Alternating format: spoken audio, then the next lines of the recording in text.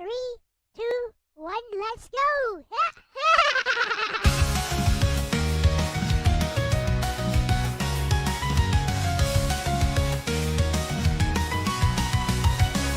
Step into my world, it's a pixel dream. Retro vibes and magic on every screen. Telling tales with a wink and a smile. Stay with me and laugh for a while. High scores rise and hearts on fire. Every word lifts us higher. Adventure calls, are you ready to go? I'll lead the way, let it flow. Cuteness overload, sparkle in my eyes.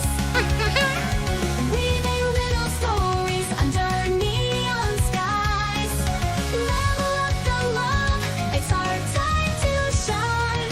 Elle-C, forever divine.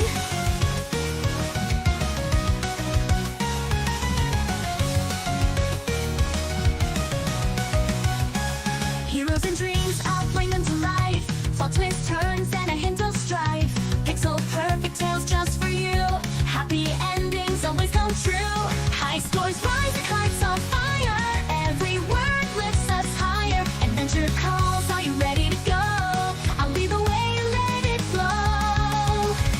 Cuteness overload, sparkle in my eyes. Weaving little stories under neon skies. Level up the love, it's our time to shine. LCX forever divine.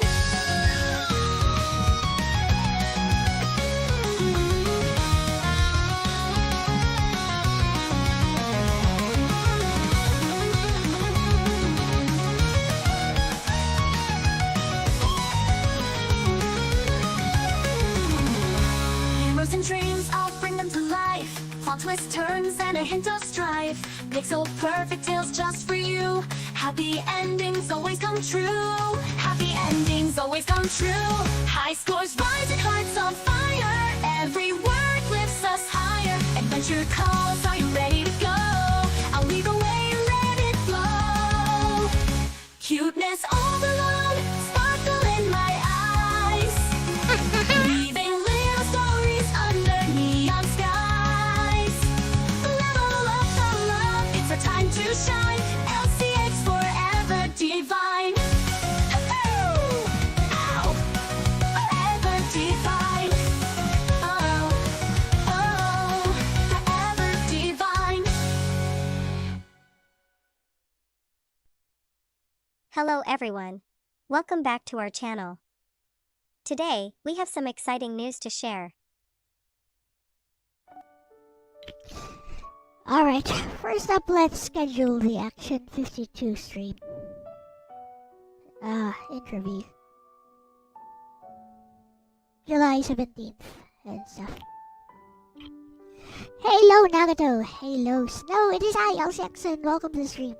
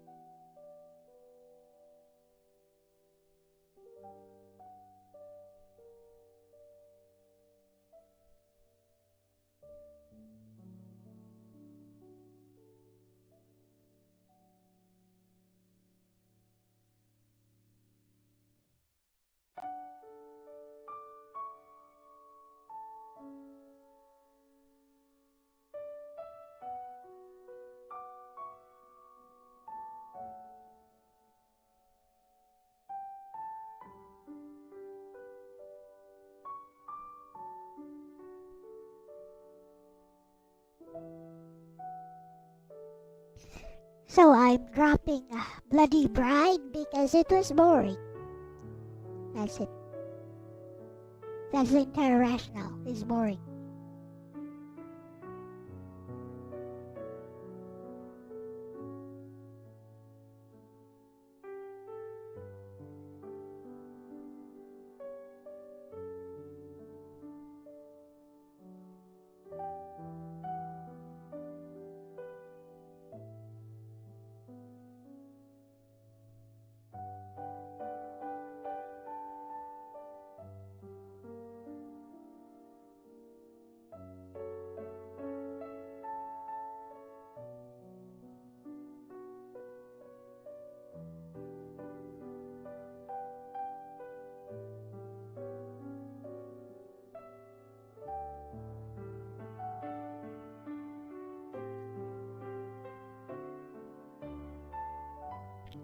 That'll do.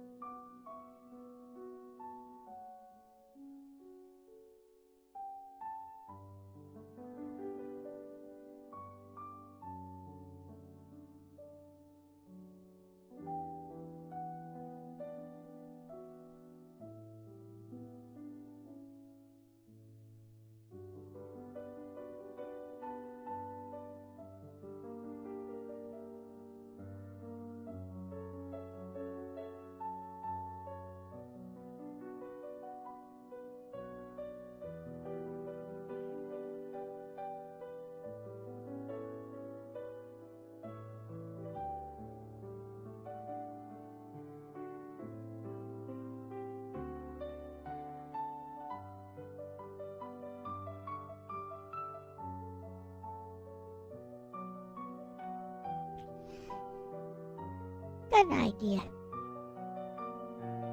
Listen to one of my bedtime stories.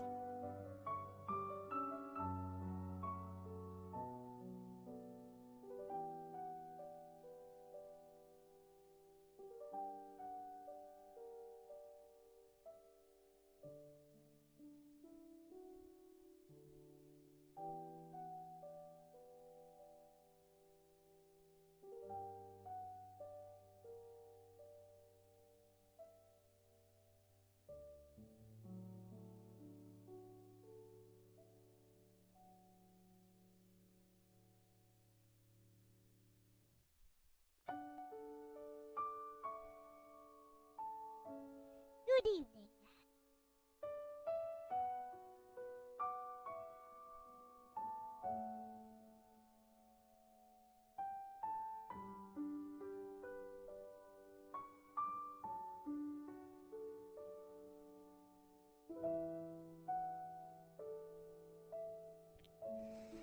What up, Snow?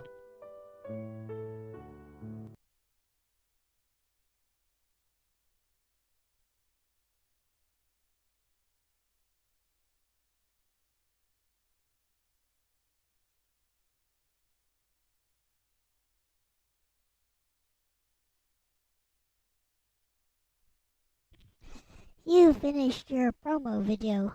Awesome. Well, good luck with that.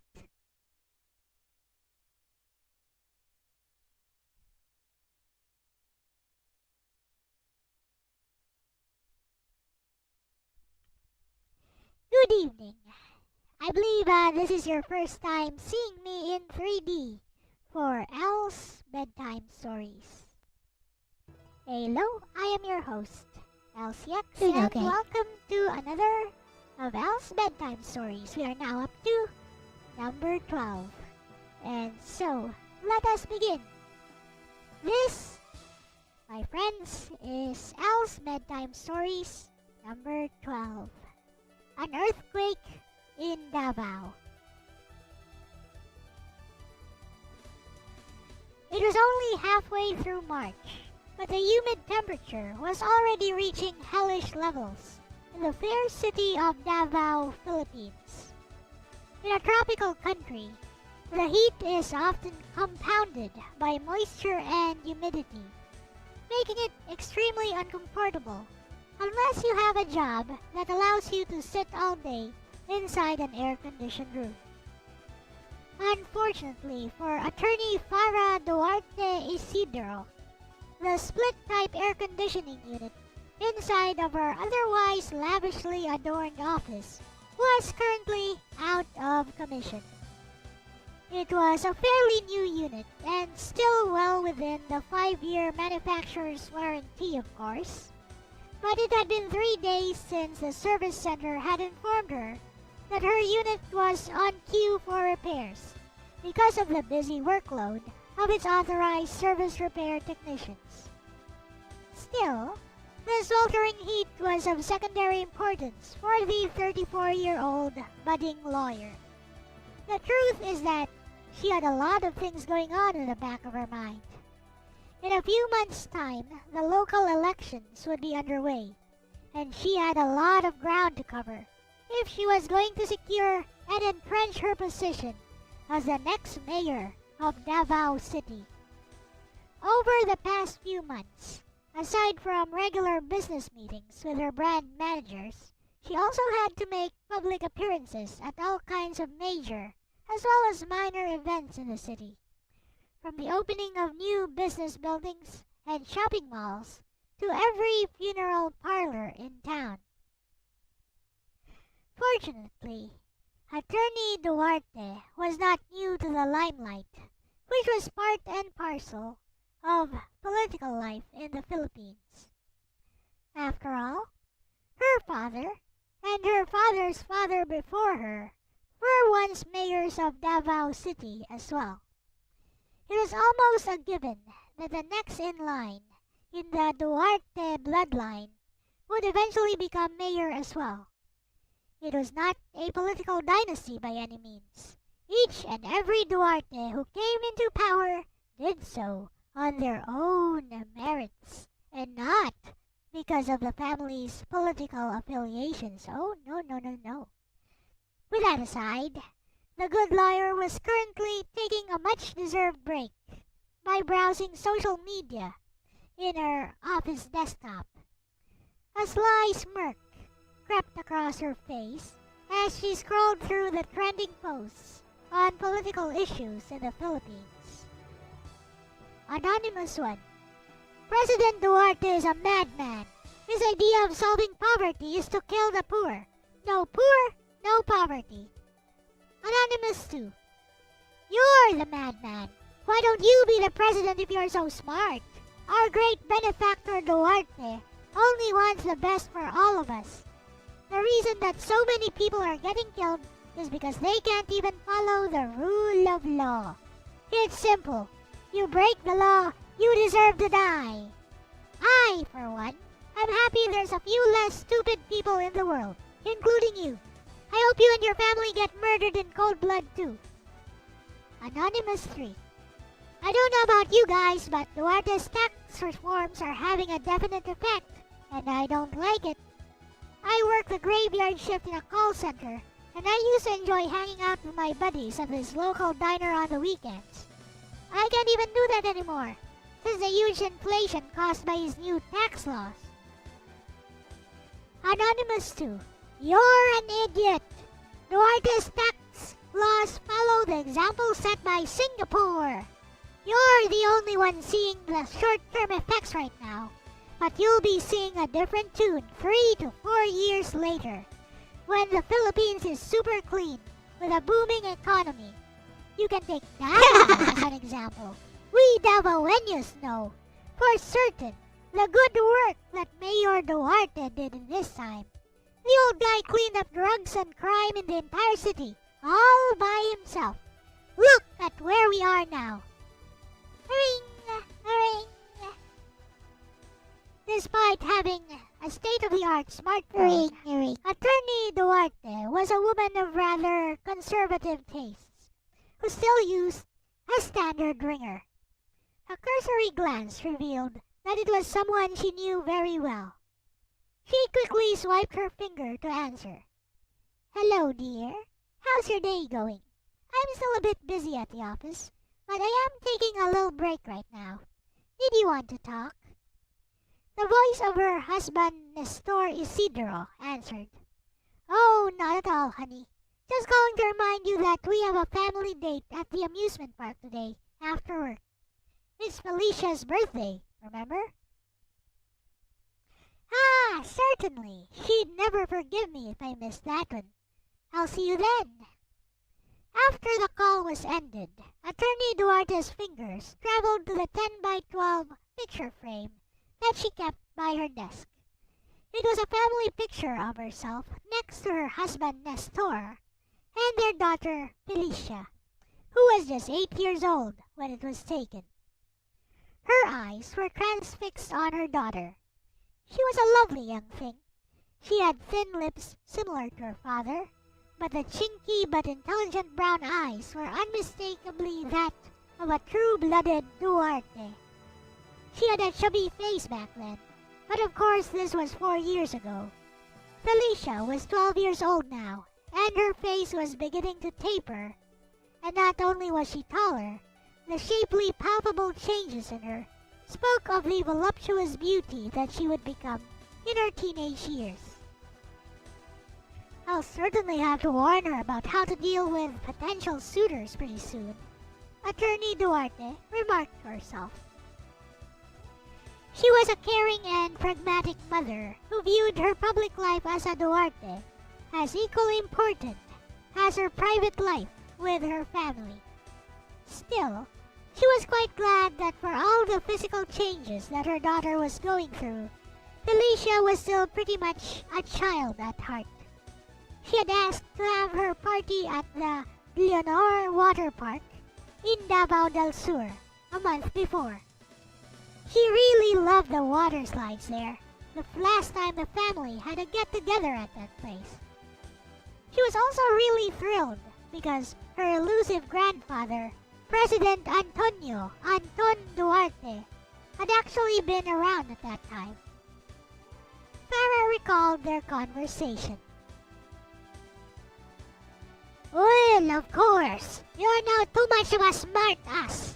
You even spoke up against my policies on national TV. Do you know how much damage control my spokesperson had to do to play that off as a family feud?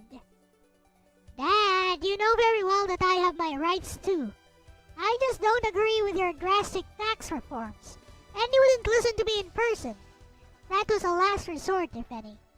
And anyway, you won. Also, what's this I hear about charges of political killings being filed against you? Bah! Mere rumors, I tell you. Don't even listen to a word the biased media here in the Philippines tell you. If you don't hear it come from my official sources, it's rubbish. I sure hope so. You know I can't condone taking lives in the name of politics. And neither can I, my dear daughter. You definitely take after me. Still, I truly believe that these tax reforms are for the good of the people of my country. In fact, I have the full support of the Senate and a majority of the House to continue with further implementation of my 3-point plan. Also, I've pinpointed the top 7 troublemakers in Congress from the opposition. Don't worry. Will be cleanly removed from power soon enough. As for the taxes, they will make the prices skyrocket for a while. But just you wait and see. Once things normalize, the Philippines will be just like, no, more of a haven than Singapore ever was. Sup, Ronnie? In any case, how is your campaign going? Farah's face lightened up. She knew there were many nasty rumors floating around about her father, and she did disagree with his tax reform policies.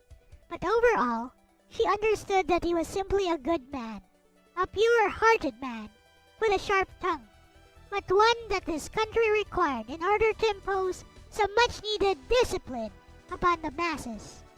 It was like Plato's Republic. Some people are just born leaders, and she and her father, however much they disagreed with each other, were cut from the same mold. People designated under the stars to lead. Well, Dad, there's actually not much opposition ever since I announced my candidacy. Even my main rival, Mr. Francisco de Pedro, has conceded that he has very little chance. He's actually a pretty charming fellow.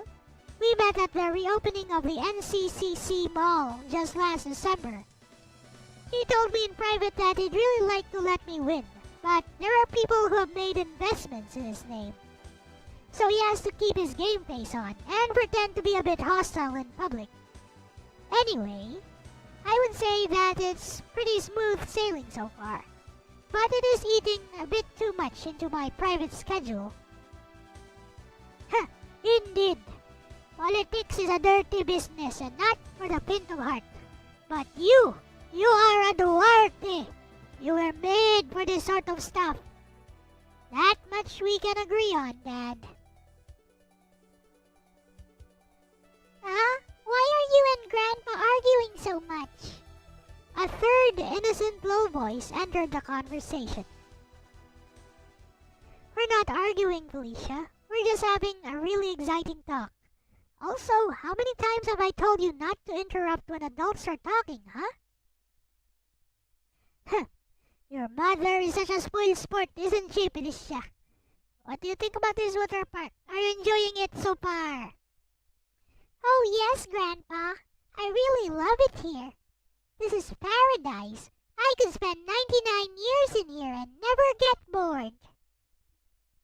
Oh, and Mom, can I have my birthday party in here? Farah hung her head low in thought for a moment, and then she turned and smiled sweetly at her daughter. I'll tell you what, dear. Since you're turning 12 now, you need to learn to be responsible. Why don't you try earning the money for your birthday party here by yourself? Huh? But like how, Mom? Do you want me to go work at the office like you and Dad do? No, of course not. You're too young for that. But you could have a garage sale. You do have a lot of extra clothes, don't you? I'm sure a lot of other parents with young children would love to buy some of the clothes that you no longer use. Also those Lala Loopsies dolls and doll houses that you don't even play with anymore. I'm sure they'll make some other little girls very happy. Wow, that sounds like a great idea, Mom. You're a genius. You really know everything, don't you? Felicia turned out to be a natural hostess. She started out a bit awkward at first and didn't know exactly how to deal with the influx of customers. But after some coaching from her dad, she was moving around and assisting potential clients much better than your average department store shop attendant. What is more, she really enjoyed the experience of earning her own money to finance her birthday party. And today is that day. My, how time flies. A-ring! A-ring! The ringing of her phone jostled Attorney Duarte out of her memories and back to her desk. Yes? Attorney, it's Frank. Just calling in to remind you that you have a business meeting with the City Development Planning Council after lunch. They want your input on turning the port area into a shopping mall. An investor from Iloilo is extremely interested in the project. Frank de la Cruz was Farah Duarte's secretary, driver, and all-around assistant. One could be forgiven for thinking of him as nothing more than a lackey, but that assumption is totally false.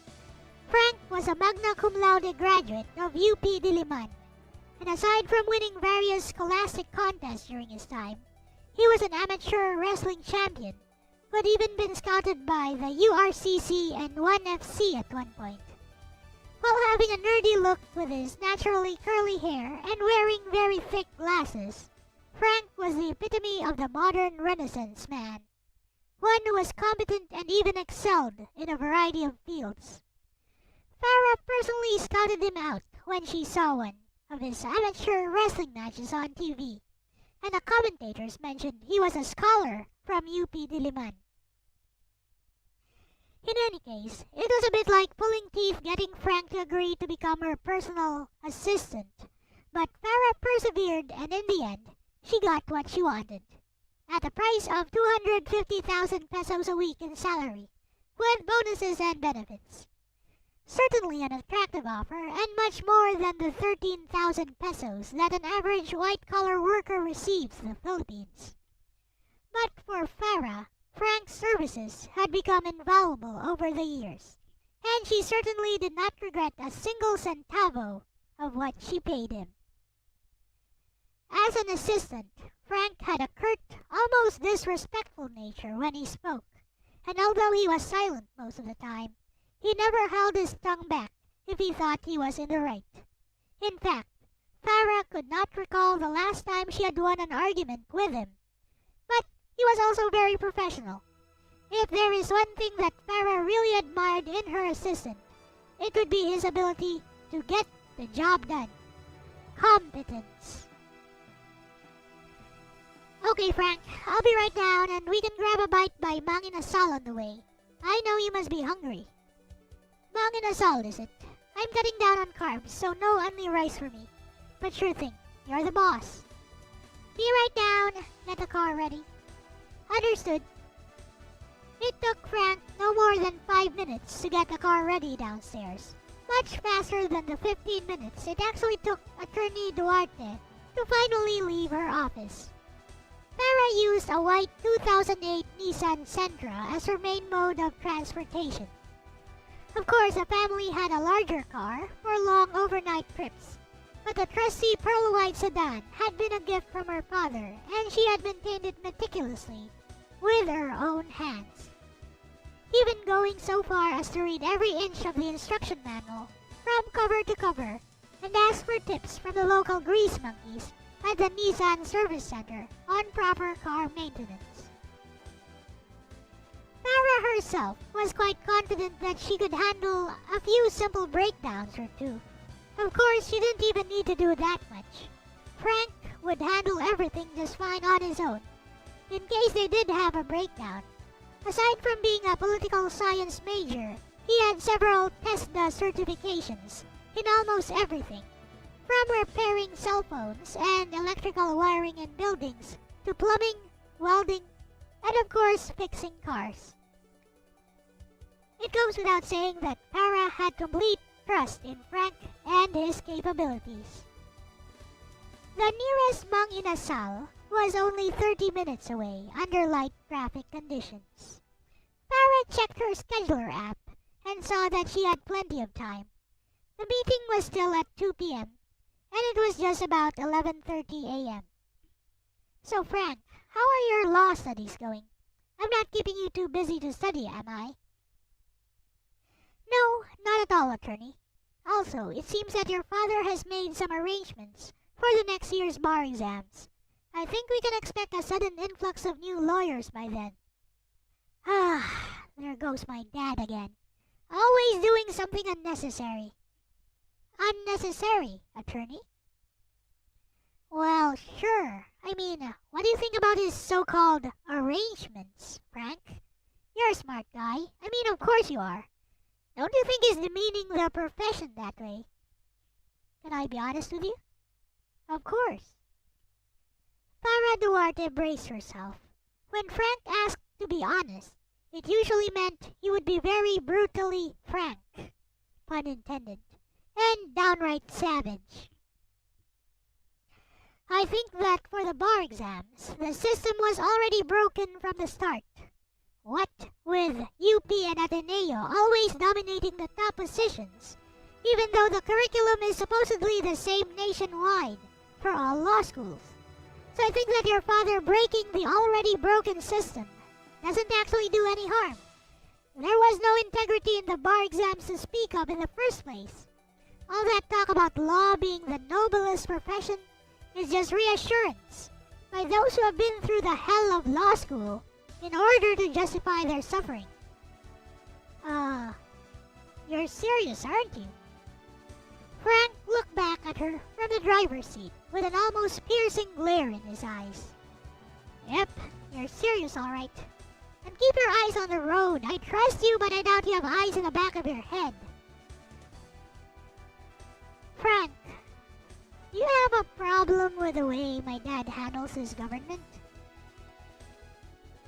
In the first place, attorney, it's not his government. He's a representative entity that belongs to the people of the Philippines, and not just President Duarte. Secondly, no. If he thinks that raising taxes and nearly causing an economic collapse in order to fund long-term government expenditures is a positive development, then who am I, a mere political science graduate, to argue? Of course, my position might change after I get my attorney to my name. That's why for now, I fully support his plan to allow more new lawyers into the integrated bar. Yeah, but... we are here, attorney. Wait a minute, I had something else to say. Forget it. In her head, Farah Duarte was imagining her fist connecting with Frank's arrogant nose. But even in her head, her assistant effortlessly deflected the blow and walked past her like it was nothing. The Mang Inasal restaurant was jam-packed with customers at lunchtime. Fortunately, the manager immediately recognized Farah Duarte and insisted on having the secluded area, usually reserved for private parties, opened up just for her. Just then, Farah spotted 3 young individuals who were at a loss because there were no more empty tables left in the restaurant. Farah waved and motioned for them to join her at her special table. A scrawny, pimply-faced young man was the first of the trio to greet her. Thanks, miss. We just arrived from the airport. We're really famished and this was the closest restaurant. We should have known it would be full at this hour. One of his companions elbowed him gently at the waist. Joseph, you doofus. Show some respect. Don't you know who this is? Eh? What? Is she some kind of celebrity? The third individual, a quiet-looking guy with scruffy hair that partially covered his eyes, spoke up. At the very least, she's popular. You're attorney Farah Duarte, aren't you? The daughter of President Anton Duarte. Farah smiled and nodded in approval. Whoa! So sorry about that, miss. Attorney, forgive my rudeness. She held her hands up to calm the young man down. Relax, relax. It's not a mortal sin not to know me. Anyway, I like having some company for lunch. Well, there's my assistant Frank who is ordering for me over there. And that guy's like a robot, I tell you. Totally devoid of emotions. Farah motioned at her assistant waiting in the queue. Frank nodded in affirmation. Anyway, guys, lunch is on me today. I hope you guys don't mind the PM1 set I just had Frank order for 3 more people. Thank you very much, ma'am. We'll gratefully accept your offer, the scruffy-looking kid said immediately. I'll introduce us, attorney. That guy with the funky hair is Simon. The one to my right is Joseph, and I'm Ronald. We all work at a call center in Manila. We're just in Davao for a short vacation. We took our paid vacation leaves together. I see. I think you'll have a lot of fun in Davao. In fact, I think I know a few places that young people like you might enjoy. Anyway, let's get to know each other better over lunch. Tell me more about yourselves, boys. Oh, excuse me. Frank joined the table with a polite bow at everyone. He took a seat adjacent to Simon. Ronald was the first to reply. It seemed to be a given that he was the spokesperson of the group. Well, the interesting thing is that we are all professionals actually. We were all nurses at the same hospital before working at the call center. That's interesting, Ronald. So what made you choose the call center over being a nurse? Right. Well, there's the fixed working hours, the more comfortable work environment, and... Let's cut to the chase and in a hurry, shall we? Suddenly Simon, the kid with the funky hair, spoke up. The real reason is because we couldn't stand the so-called professional work ethics required of us as medical personnel. Simon, are you going to tell them about that? Joseph interrupted. Interesting, said Frank, with one of his eyebrows raised up. We once worked on a patient together when the family called us up to their deluxe room. The patient was unconscious. His respirator had been removed and he wasn't breathing at all. I personally did a check for all of his vital signs and they came up negative. For all intents and purposes, he was dead. We knew he was dead. We'd seen it before, but his relatives were watching us, hoping we could do something. So we went by the book. We followed professional protocol and took turns performing CPR on the patient. At this point, we all understood that he was dead and there was no reviving him. But we kept doing it. We went through 20 CPR cycles before the attending physician arrived. Oh my. Was it the physician's fault? With all due respect, ma'am, Dr. Robles is a professional, so it wasn't her fault. No one is really to blame. Except maybe the hospital that assigns a single doctor to more than 50 patients.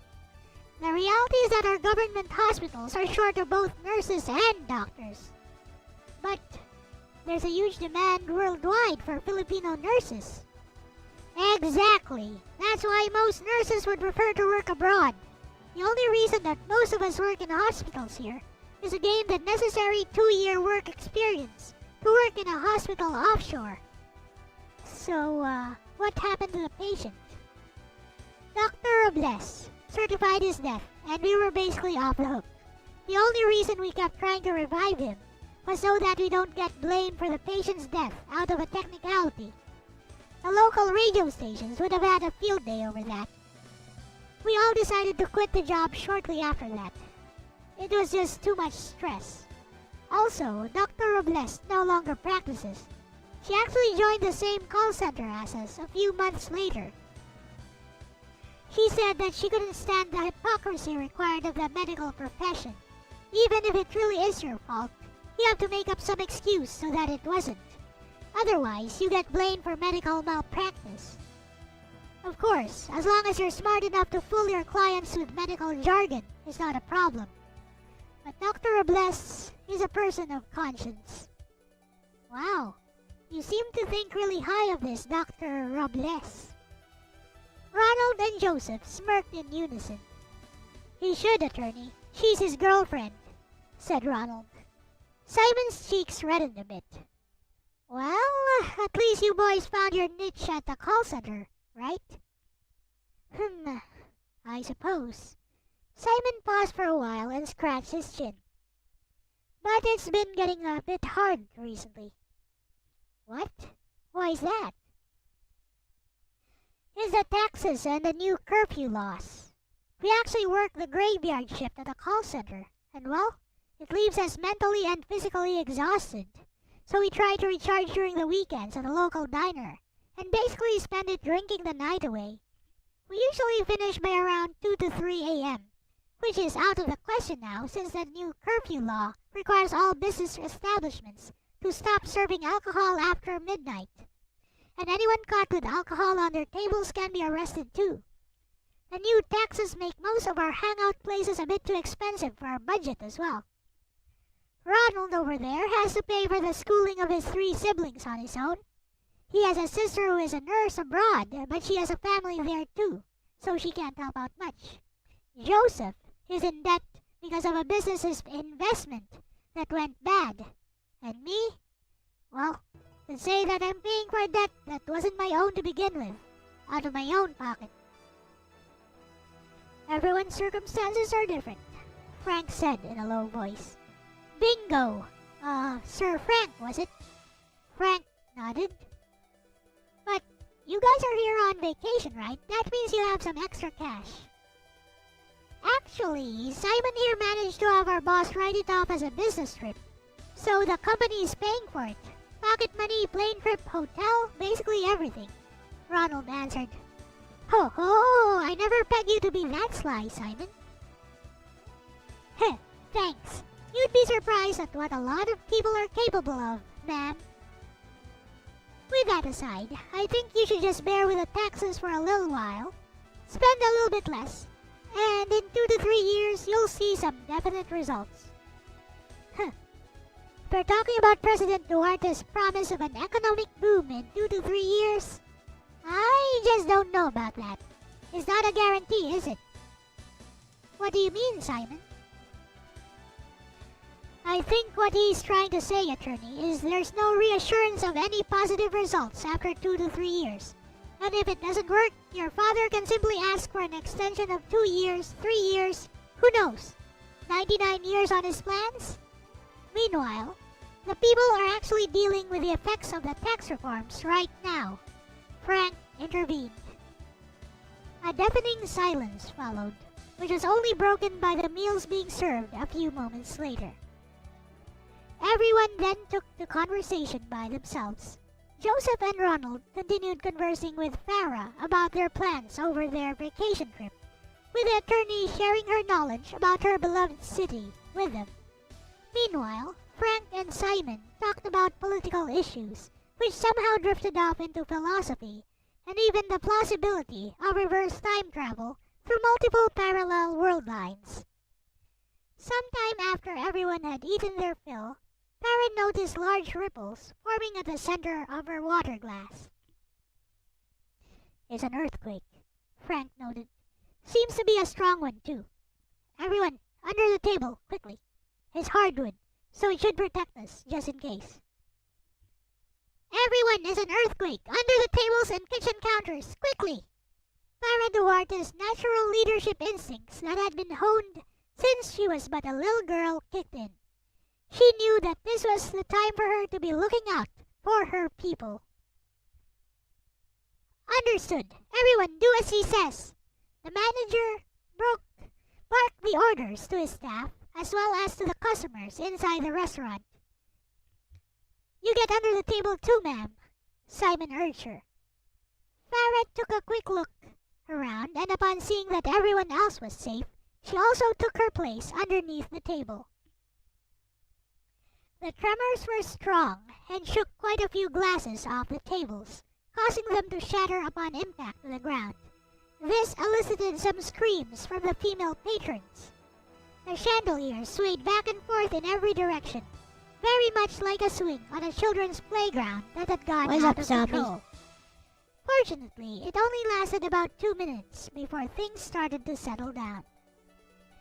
It took about 20 minutes for Attorney Duarte and her assistant to go around the entire restaurant and ensure that everyone was safe, including a few bystanders on the outside tables. Fortunately, there were no injuries except for one little boy who had bumped his head under the table. Sorry that had to happen in your vacation, boys. I have to go and check the entire city now for any casualties. Frank, cancel that meeting. Frank nodded in affirmation. Afterwards, the boys thanked Attorney Duarte for her hospitality and bid her and Frank farewell. We're going straight to our hotel room to rest up a bit. That was a little too exciting for our first day in Davao, Ronald remarked. Farah pulled up her smartphone. Ring! Ring! Hello, Nestor? Are you okay? What about Felicia? We're fine, dear. How about you? You're not injured, are you? You were in the mansion when it all happened. Your grandmother's antique vase was the only casualty. Oh, pish-pish. I never cared for that old thing anyway. Nestor, I'm going to check around the city for any casualties. I need to be there if something big has occurred. Hopefully nothing serious happened. Tell Felicia to wait for me. We may still be able to make that trip to the water park. I checked on Twitter and they say they're functioning normally. No damage and no need to close down the park for the day. She'll be delighted to hear that. Hey, Felicia. Mommy, we're definitely going to the water park today. Okay? I saved up for it all by myself, you know. Certainly, honey. Wait for Mommy to come home, okay? I love you. Take care of yourself and I'll see you in a few hours. Okay, Mommy. See you. Click. With a call ended, Farah breathed in deep, and then she turned to Frank. Shall we go? We've got a busy day ahead of us. Frank nodded in affirmation. The day actually proved to be mostly uneventful. There were some mild aftershocks from the earthquake, but nothing particularly worthy of note. The local radio station stated that it was a magnitude 4.7 earthquake. Some street signs had been broken and several cars had crashed into each other, but fortunately only their bumpers were damaged. There were also a few cracks along the major highways, so some roads had to be closed down.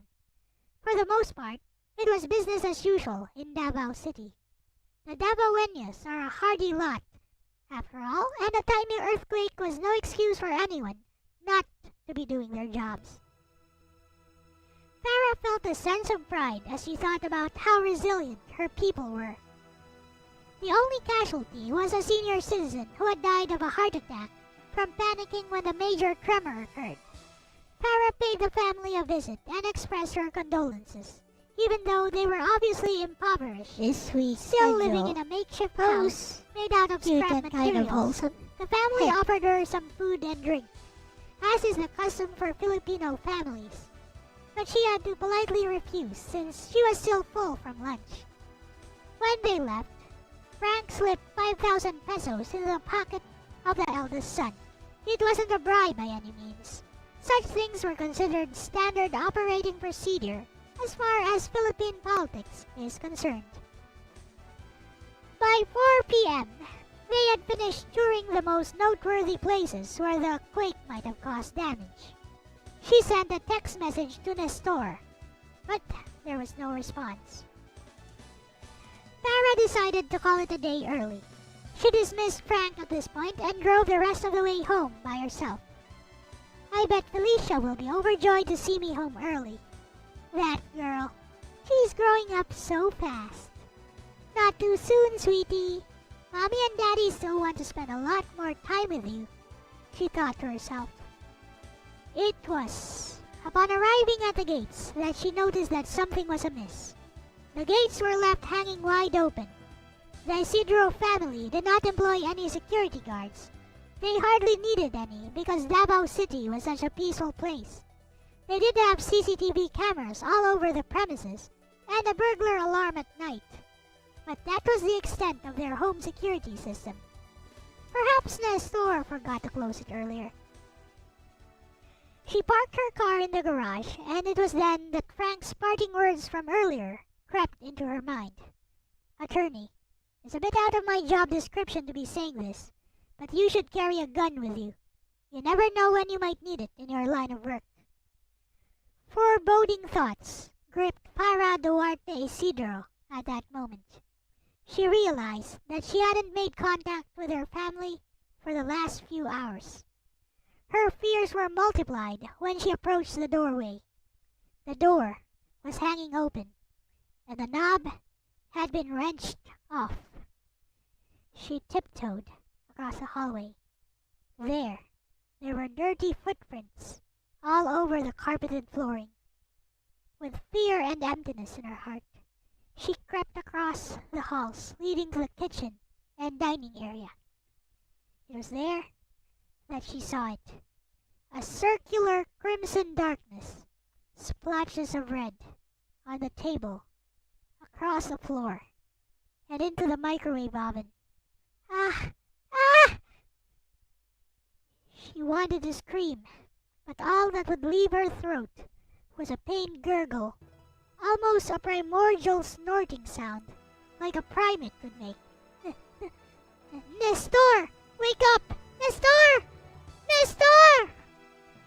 She nudged the limp body laid out on the chair by the dining table. No response. Ring! Ring! With the energy completely drained from her body, and with time seemingly moving in slow motion, it took what seemed like an eternity for Farah to answer her phone. It was Frank's voice. Hello, attorney, is this you? I've been trying to call you for the last half hour, but the hospital had a signal blocker in the emergency room. I had to run all the way up to the top floor. Are you okay? I'm sorry for your loss, but I'm calling to tell you that I'm at the Davao Doctor's Hospital. There was a wound to the chest, but the bullet passed through. She's safe, Farah. Felicia is safe. Click. And then the call was ended. The earthquake in Davao was over, but the results of the aftershocks shall remain forever. The end.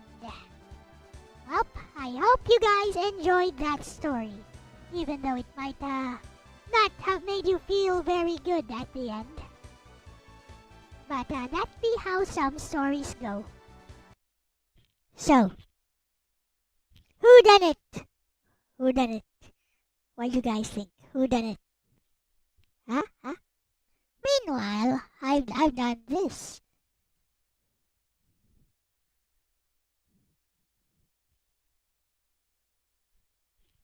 Clap, clap, clap, clap, clap, clap. Clap, clap. Anyways, meanwhile, I finished making the thumbnail for... I guess I'll schedule this after the stream.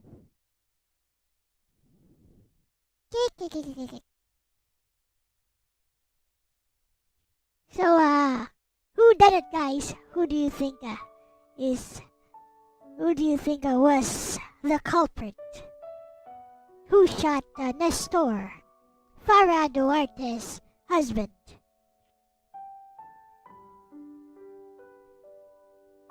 There's only a few characters in this story. There is Frank, who is Farah's brilliant assistant. There's the three boys, the three call center agents that they met at the restaurant. Or it could be a political killing from a rival politician. Frank, you see? Let's see what Bessie thinks, actually.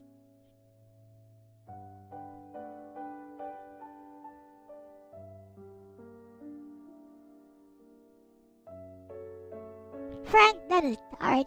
Mr. Frank Dukes did it.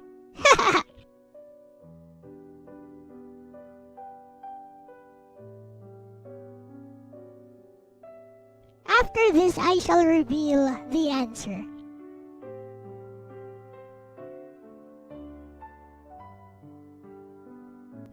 Hello, bestie. Just, what the fudge? What's going on? Why can't I use the microphone?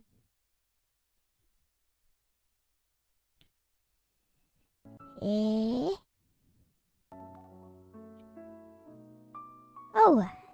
alright. There we go. Hello, Bessie. So I just finished reading my short story, An Earthquake in Davao, on stream today. Well, actually, I just showed the video. But anyways, Bestie, I'm asking the chat right now, and I'd like to ask you as well. Who done it? Who do you think did it? Who killed Nestor? See what Bestie thinks.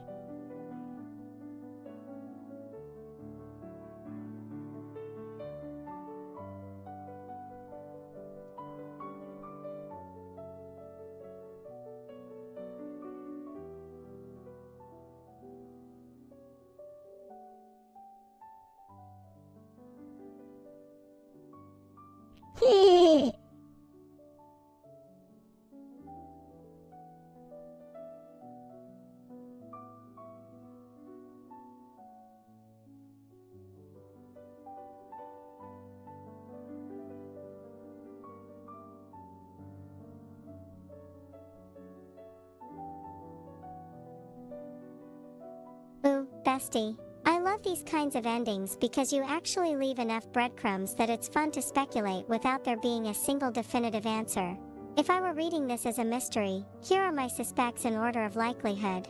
####1. Frank de la Cruz, most likely. Just like Frank is Snow. the character the story spends the most time developing besides Farah. That's immediately suspicious from a narrative perspective. Things that stand out. * he's extraordinarily competent. * law. * politics. * wrestling. * car repair. * electronics. * plumbing. * welding. * come under Well, pressure. he's He's the only character he's who the repeatedly eight. challenges the Duarte family's worldview without ever becoming emotional. * he knows Farah's schedule inside and out. * he conveniently leaves before Farah goes home. * he just happens to be at the hospital with Felicia when the murder is discovered.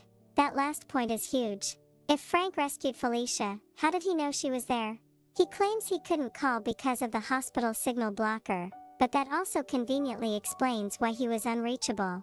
It's an alibi that can't easily be checked. He also tells Farah, "I'm sorry for your loss," before she has told him anything. That implies he already knew Nestor was dead. Now, that's not proof. He could have learned it from police or first responders. But as a mystery reader, my ears perked up immediately. Frank also recommends that Farah carry a gun literally minutes before she discovers the body. That's classic foreshadowing. ###2. Political assassination ordered by Anton Duarte. This is actually the thematic answer. Throughout the story we hear about * accusations of political killings. * removing troublesome politicians. * supporters wishing death on opponents. * authoritarian policies. * people quietly accepting violence. The murder could simply be another consequence of living inside that political system. Nestor himself isn't political, but killing the spouse of the mayoral candidate creates maximum psychological damage. The irony would be delicious. Farah spends the Emotional entire damage. story believing the rumors about her father are Suffering. exaggerated, until violence reaches her own home. That would completely reframe the ending. ###3. Simon. He's interesting. He * debates politics. * openly criticizes Duarte. * talks about desperation. * says, "You'd be surprised what a lot of people are capable of." That's such an odd line that it almost feels planted. However, I don't actually think he's the killer. He's almost too obviously the angry opposition character. Good mysteries rarely point that directly. ###4. Francisco de Pedro. He's barely on screen, which actually makes him suspicious. We hear * he's Farah's political rival. * he supposedly conceded. * people invested money into his campaign. He's exactly the kind of character who could have supporters acting independently. But there simply isn't enough evidence. ### the earthquake. Here's what I think is really clever. I don't think the earthquake exists merely for excitement. It creates * confusion. * damaged communications. * disrupted schedules. * people leaving work early. * police and emergency services being このケーキ distracted. 食べません It's the か？ perfect cover for a planned murder. The title isn't really about geology. It's about the ripple effects. The physical earthquake lasts 2 minutes. The emotional earthquake lasts forever. ## my biggest clue. The line that keeps bothering me is Frank's phone call. He doesn't ask, "Is everything okay?" He says, "I'm sorry for your loss." That wording assumes he already knows someone has died, and he knows Felicia is alive, meaning he seems to possess remarkably complete information before Farah has said a word. That's very suspicious. ## my interpretation. If I had to guess the solution the author intended, Frank didn't personally shoot Nestor. I think OMG! Frank knew. Whether he * organized it, * allowed it, * covered it up, * or was secretly working for someone else. I'm much less certain. He's written as someone who always seems 3 moves ahead of everyone else. His competence borders on uncanny, which makes him the character I'd watch most carefully in a sequel. So my ranking would be 1. Frank, either directly or indirectly involved. 2. A political hit connected to Anton Duarte's government. 3. An unknown hired assassin working for political interests. 4. Simon, possible red herring. One thing I really appreciated is that the story doesn't feel like it's trying to become an Agatha Christie-style whodunit. Instead, it reads more like a political drama where the murder is the culmination of all the tensions you've been building: politics, ideology, loyalty, and the normalization of violence. In that sense, who pulled the trigger almost becomes secondary to why someone thought it was acceptable to do so, and that's what gives the ending its weight. Well, okay, first of all, you guys are spot on, and now I shall explain the ending. Well, you're spot on, Bessie, and so is chat. DJ Ronnie G and Snow also guessed it was Frank. And yes, it was Frank as the principal. And you got another thing correct, Bessie. Frank was the principal, but he organized the murder. Basically, his main motive is that he is disgruntled with Anton Duarte and wanted to strike a blow against him. And what better way to strike a blow against him than to basically antagonize or emotionally traumatize his daughter. He does have some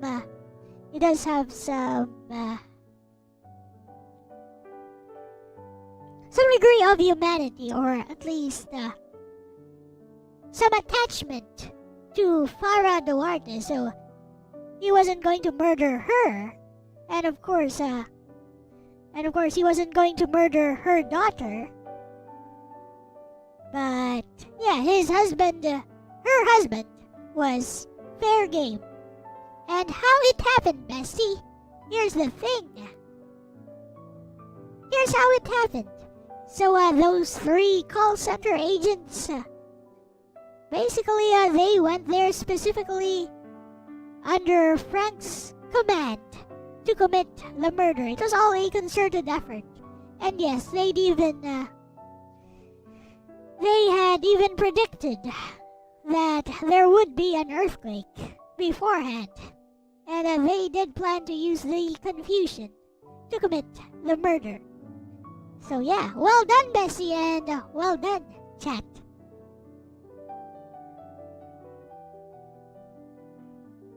I love it when people listen to my stories.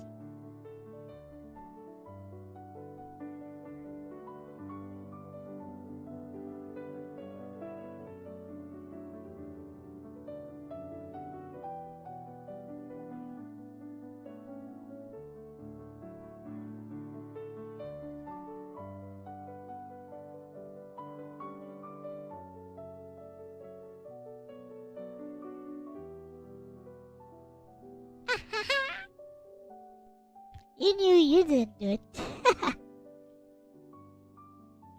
It's Felicia, not Alicia. And Felicia is her daughter. She's small.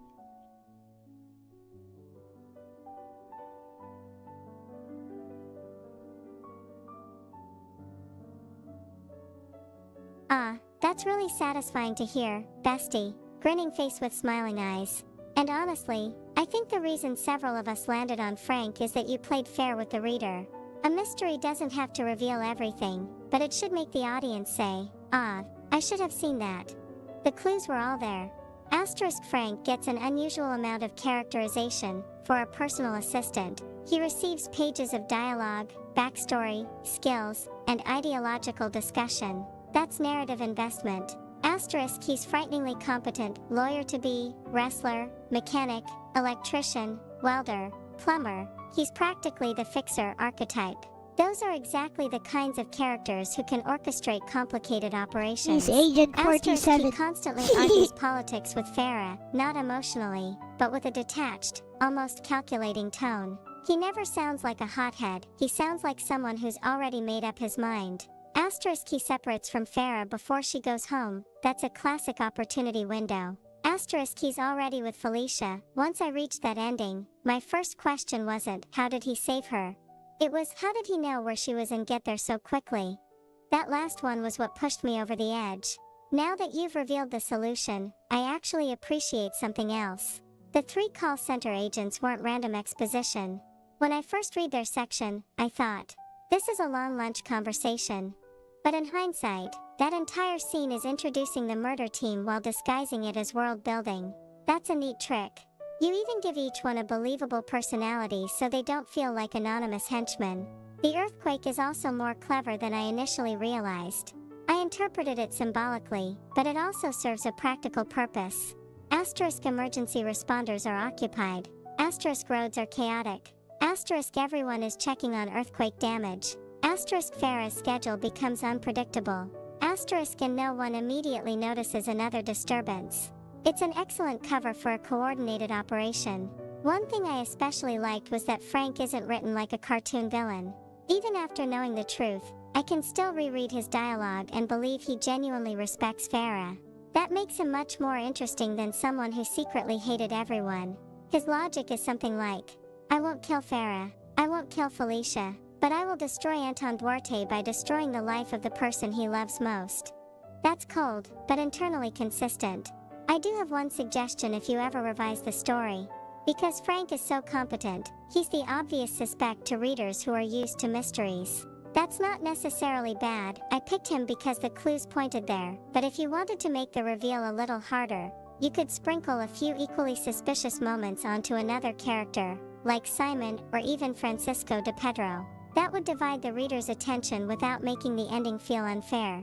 As it stands, though, I think you struck a nice balance. I guessed Frank, but I wasn't certain. There was still enough ambiguity that I had to justify my reasoning rather than simply saying, it's obviously him. And that's usually the sign of a mystery that's doing its job. It rewards careful readers instead of relying on information that was hidden until the last page.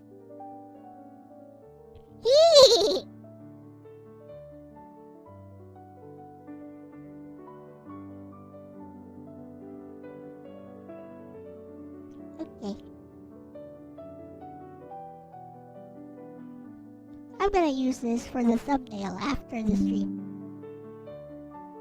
DJ Ronnie G was there too, and I was reading this out loud on stream when I first recorded it. Now I am bored with Bloody Bride, so I'd like to play something else. I do have a pending commission, but you know, it's from a good friend, so I could take my sweet time with that. Excellent writing. Arigachudayo. Thank you.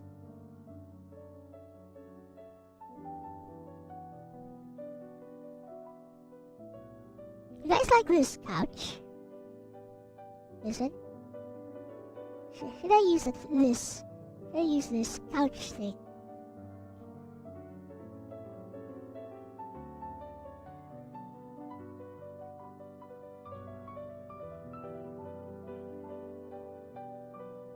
I'm kinda wondering where the picture is.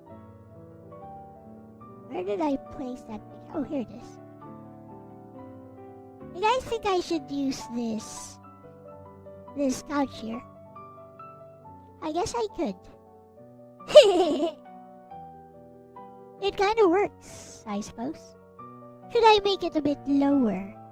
No, actually it works fine as is, I think. Yeah, I could use this. Time to refresh the... I know. We'll add... I'll save this and we'll add some dynamic lighting on top. So, you know, so that there's like a flickering thingy on... a flickering light on the wall.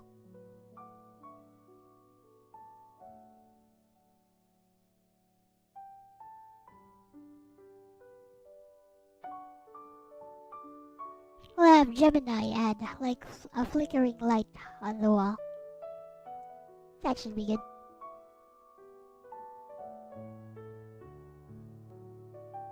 Nice couch. Do you recognize this nice little couch, Ronnie? Does anyone recognize this couch? Does it look familiar?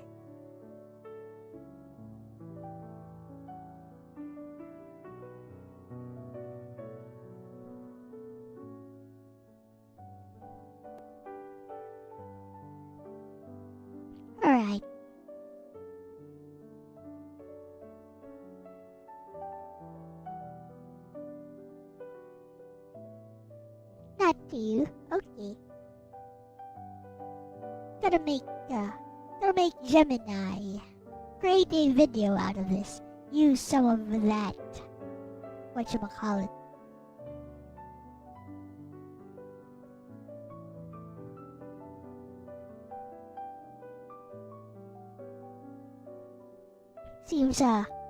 Seems Carlos recognizes it.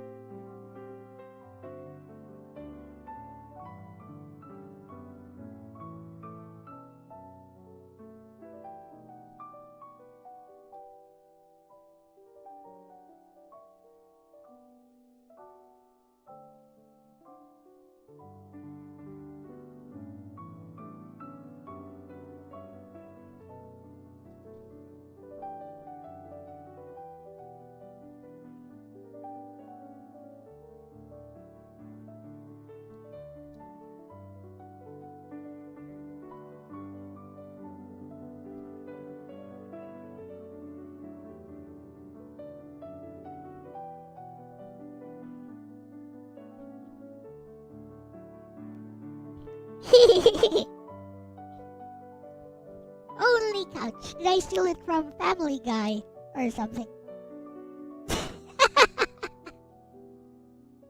How innocent!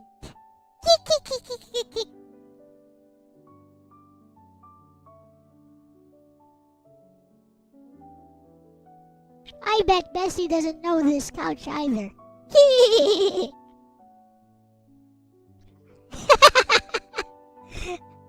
Well, looks like you're not so innocent, are ya? Got him! We got him, boys. We got him. Also, yes.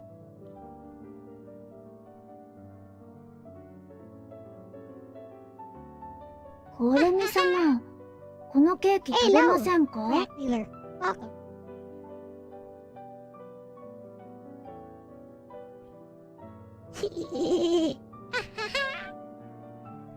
I was making the action 52 thing. Like this. The action 52 thumbnail.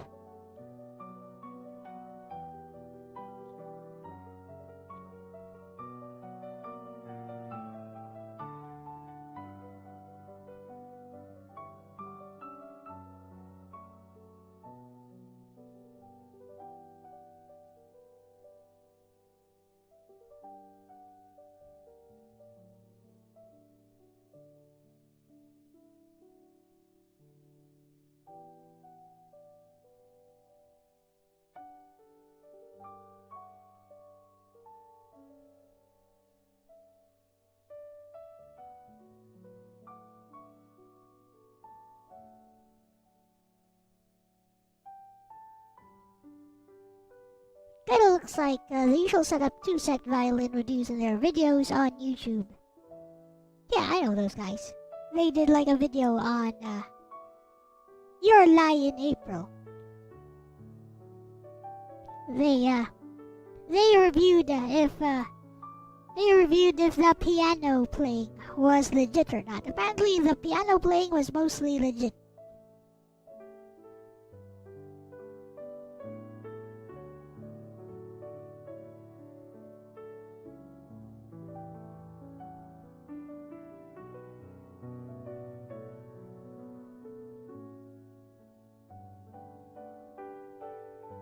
Meow.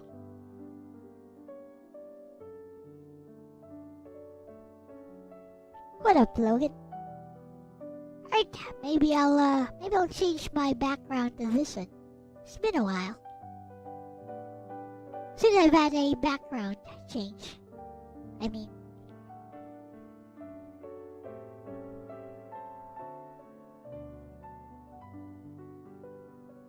well, I was making the thumbnail and I just finished showing one of my short stories wherein everyone guessed the culprit correctly, including Bessie. Right, let's see how this looks.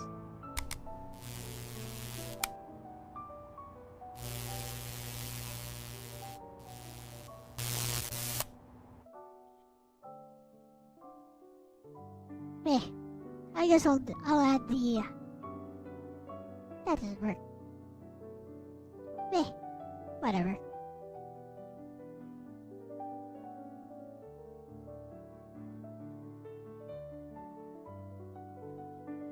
Alright, fine. I'll just scale this up.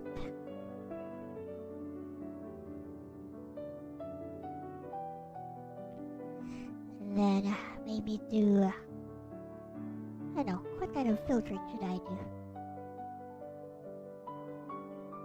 Maybe do a pixelate filter. Nah, doesn't work. Stylize. I'll do a sharpen more filter. That'll do.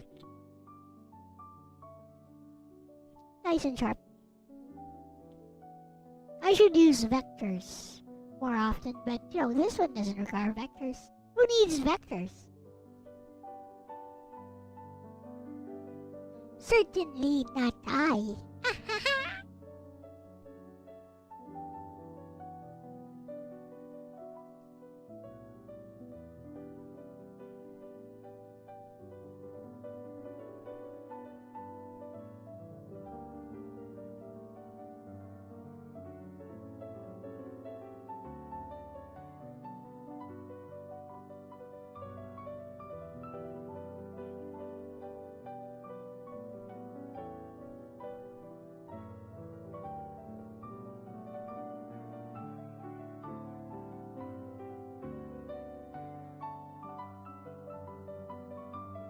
Okay, that works. Two different music tracks playing at once?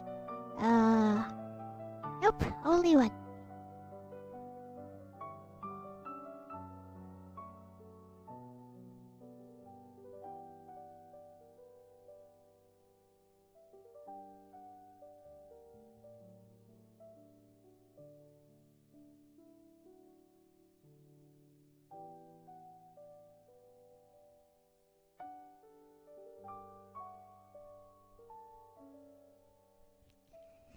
Okay.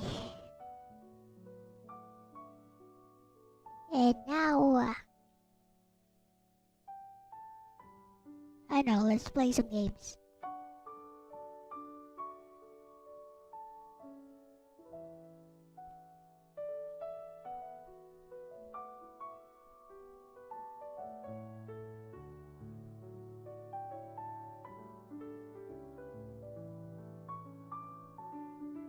Yosh.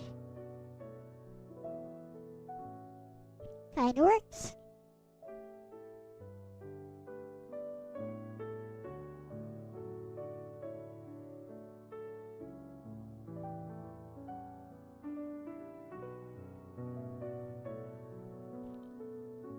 What we played.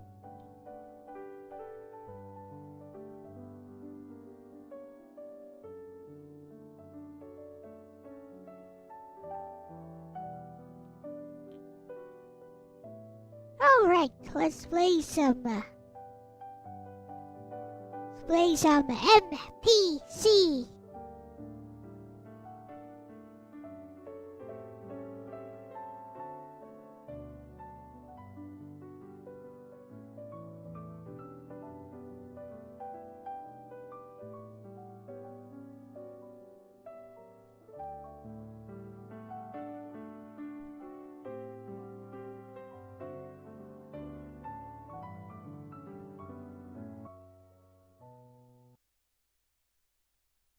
Nope, there's only one music track.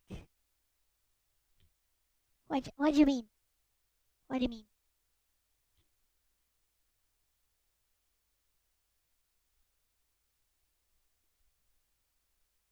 コルミ様、このケーキ食べませんか?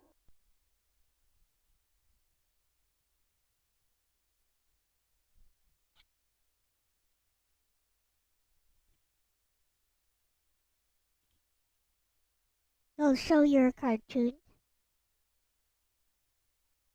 Okay.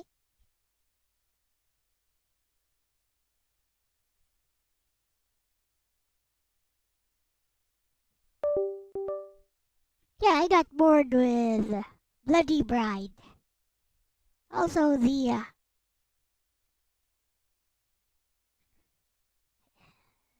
what's it called? Where's Mad Panic Coaster? Why is not here?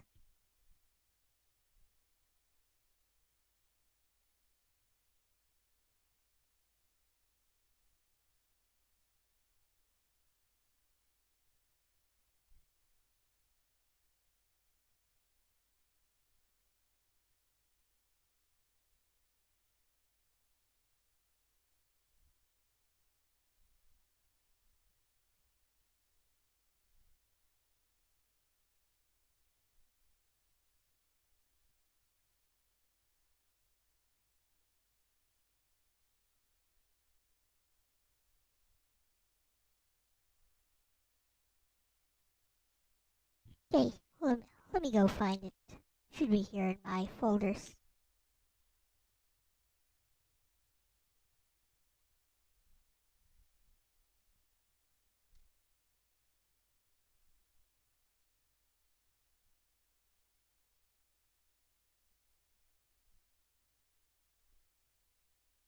Oh, maybe there's a Japanese name.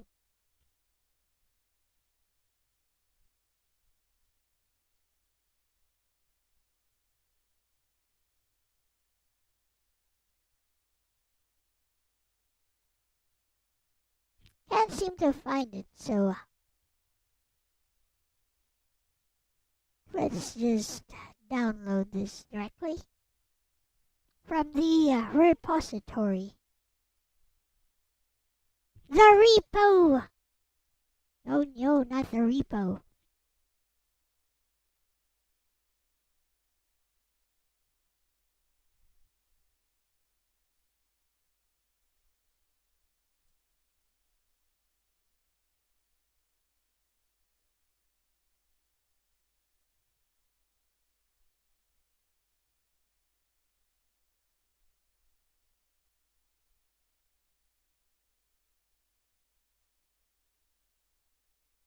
Oh, kanji. Well. Well then. Let's see.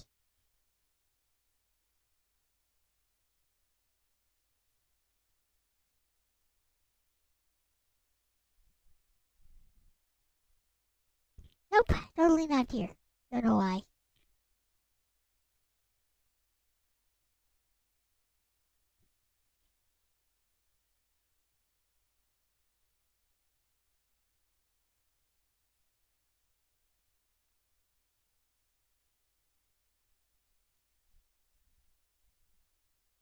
Or katakana. Whichever one. Usually it's katakana. But anyways, it's okay. I got this.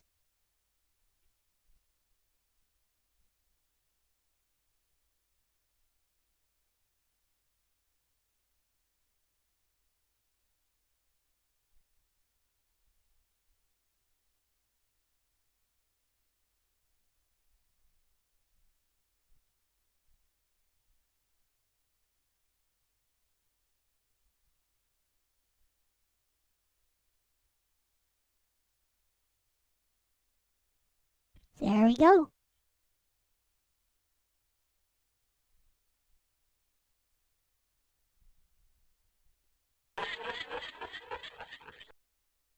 We're starting over.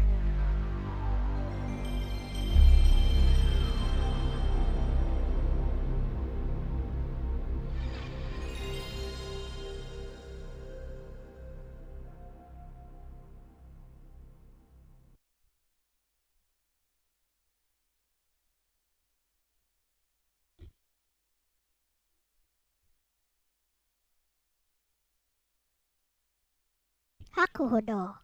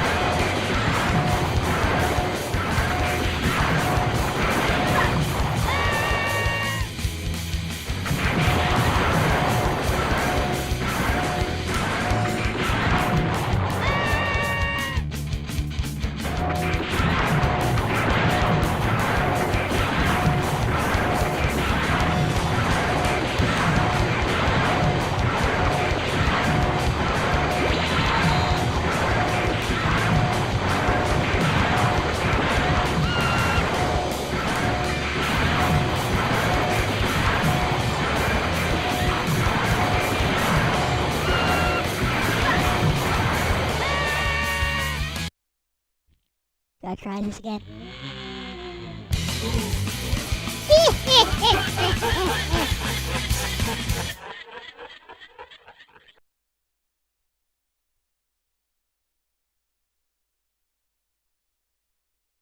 Let's go!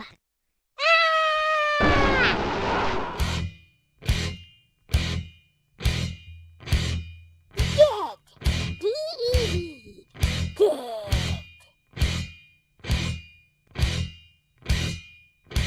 I ran out of life, actually.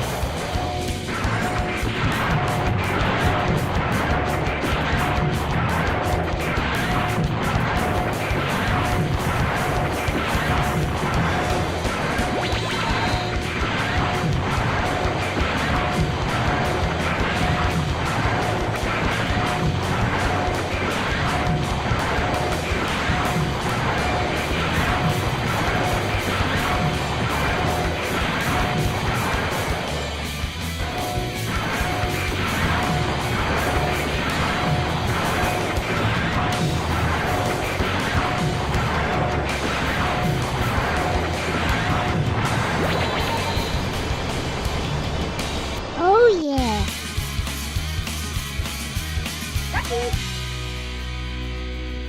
Ah! Boss time, I think. Dun, dun, dun, dun, dun, dun, dun, dun, dun, dun, dun, dun, dun.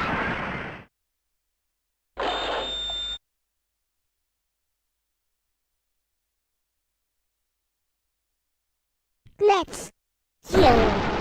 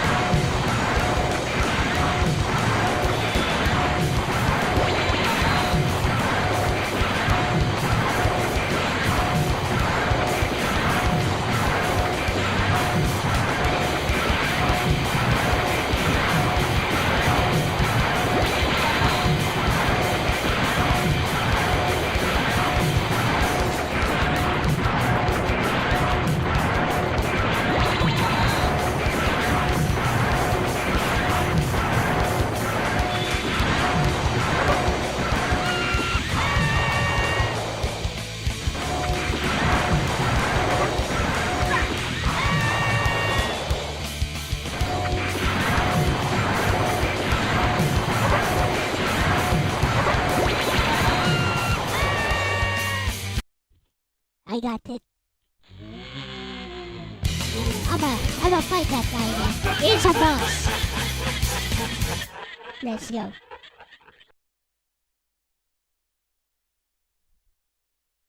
Do you see the tech I use? Spam jump.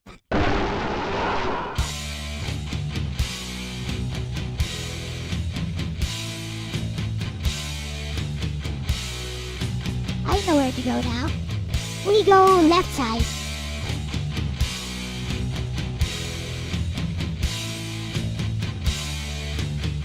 Ah!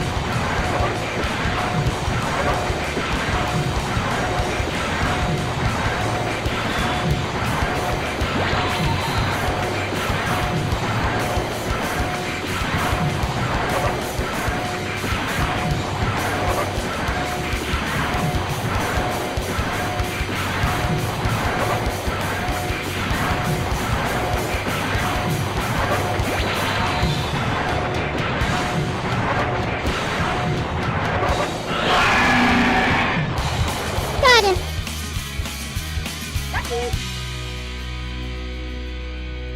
Yay! I beat the area.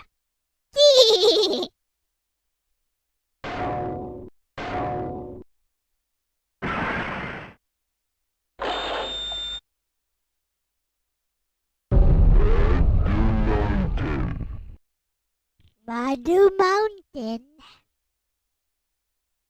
Ah!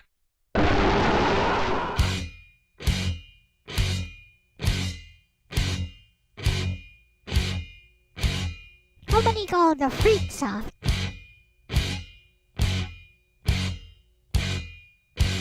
Let's go!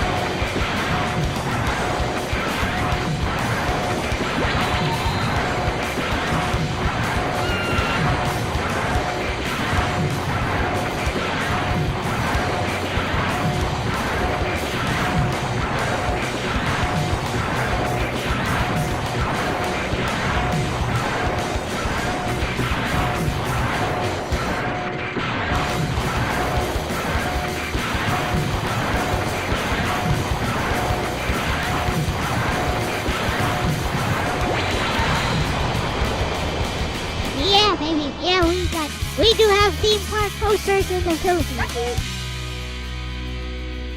We had a lot more back then, but we have one big one right now, Enchanted Kingdom.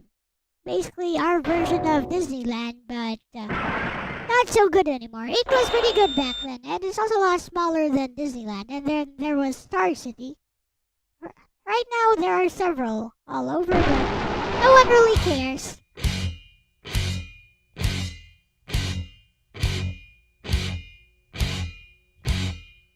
Yeah, baby.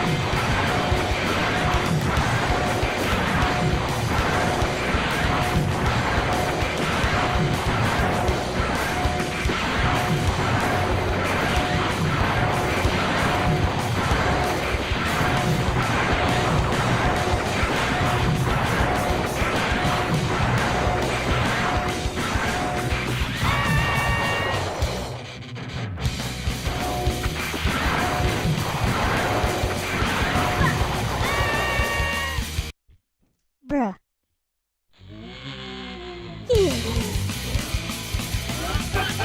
I felt that.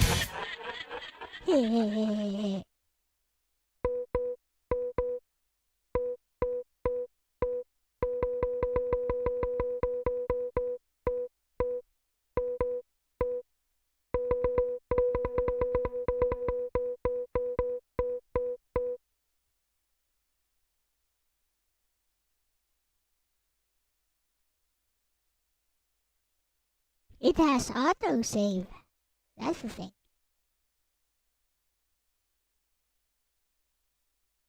We heart MPC. Let's go.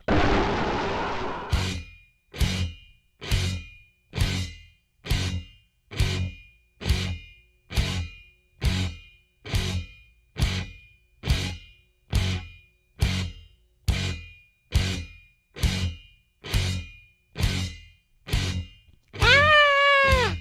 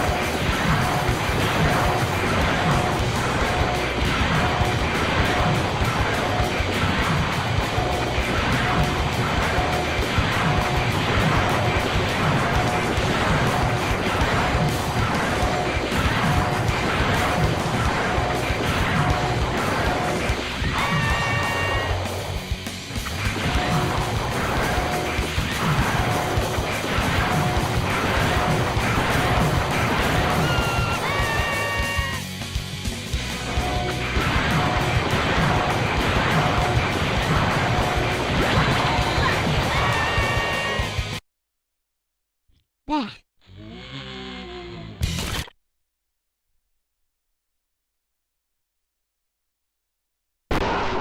Let's go.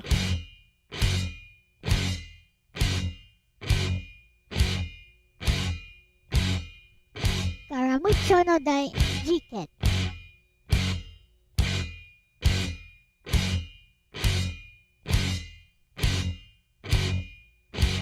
Ah!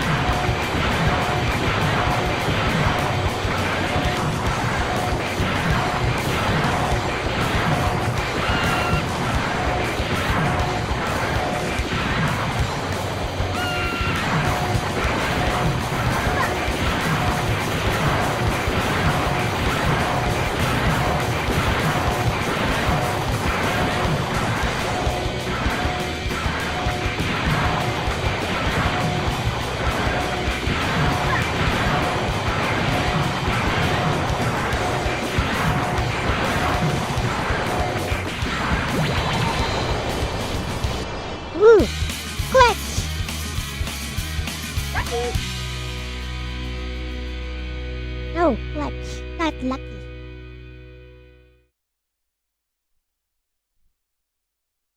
Let's go! They just vanished. Small Japanese development studio. Maybe I'll try one of their other games right about now. Let's go! What's this? Oh, boss time. Let's go! Kill boss!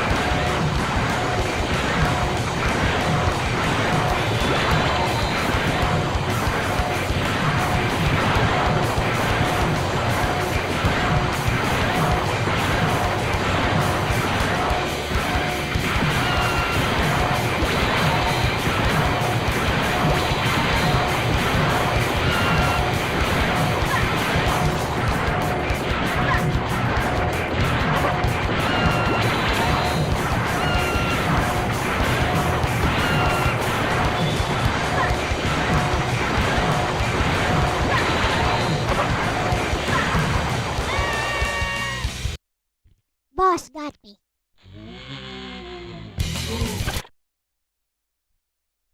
Let's go.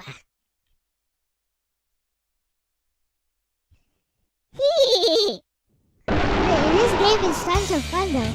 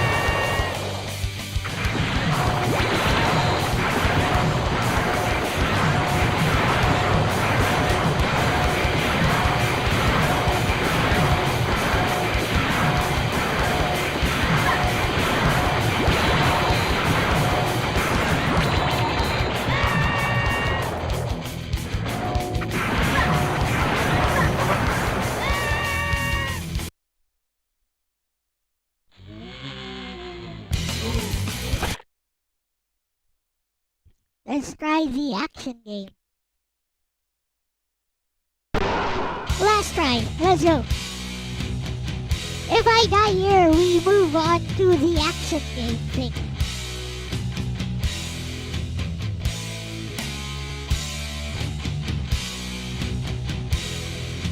Let's go. Ah!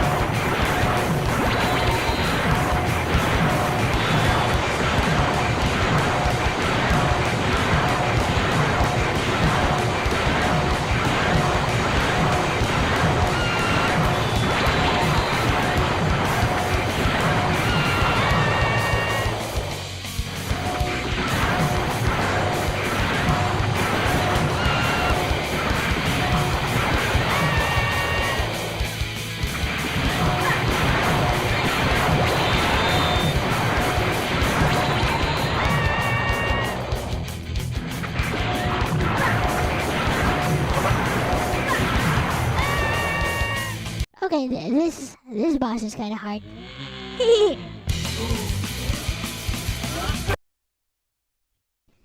Okay.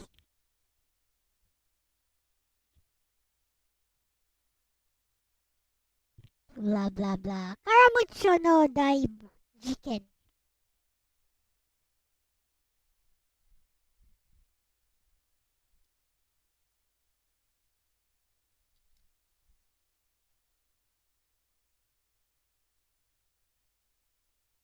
Is a puzzle platformer. Sounds stupid. I probably won't like this. Let's go.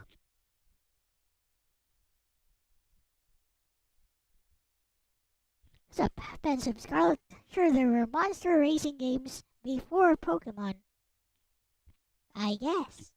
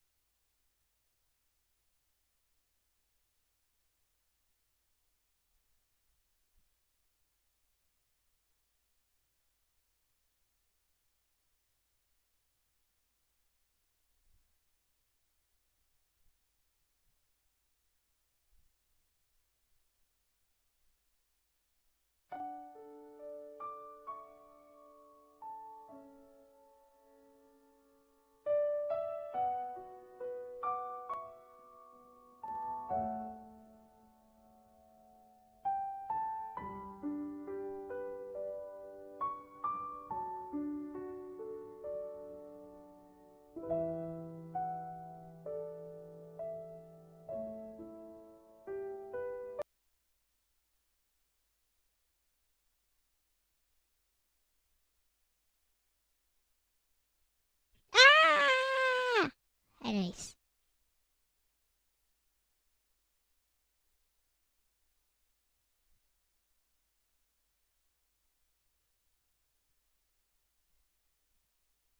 Alright, we got Game Boy Starfish Presents.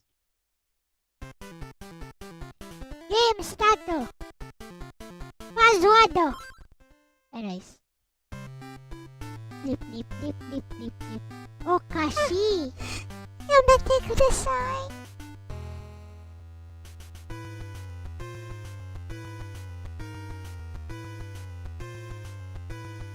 Heh. Some alien, some UFO is stealing everything or something. Okashi yan eh. They look like elderly Shin-chans. True.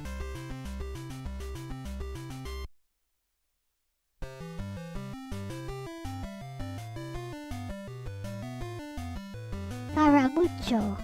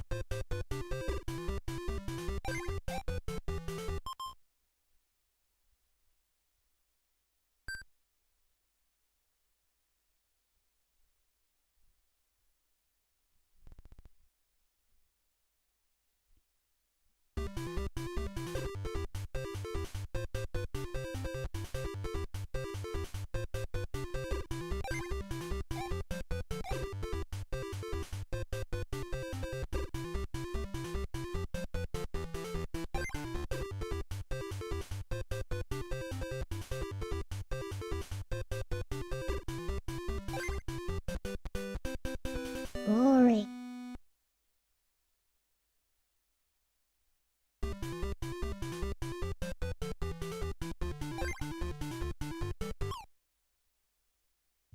Can't swim. Understood.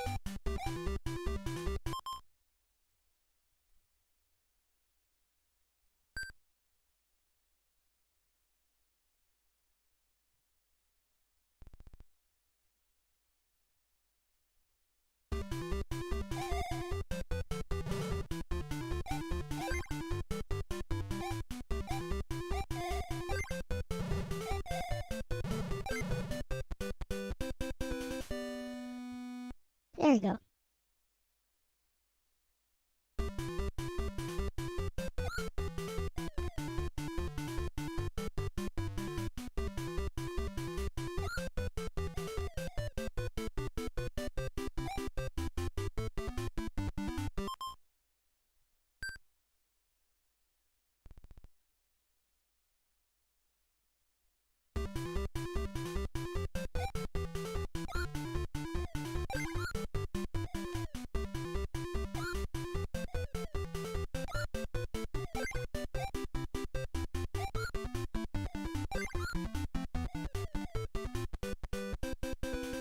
Sup, Sleaton Mac.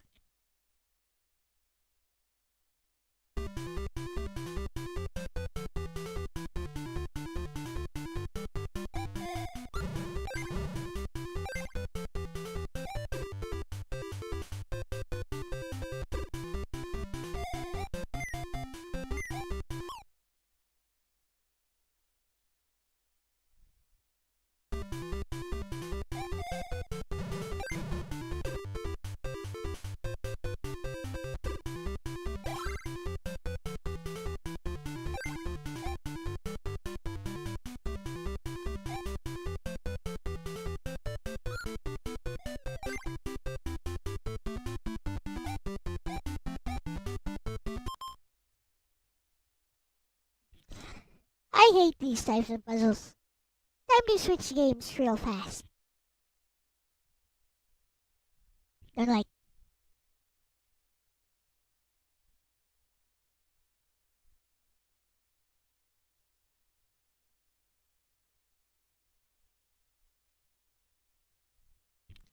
Alright.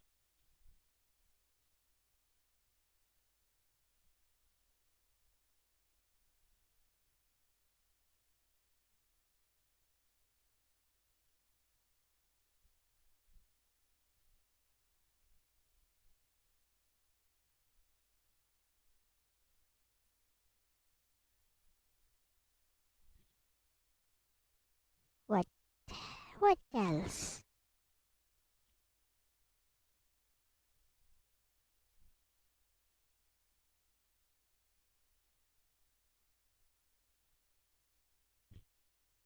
See if I have anything on Steam which I haven't tried yet.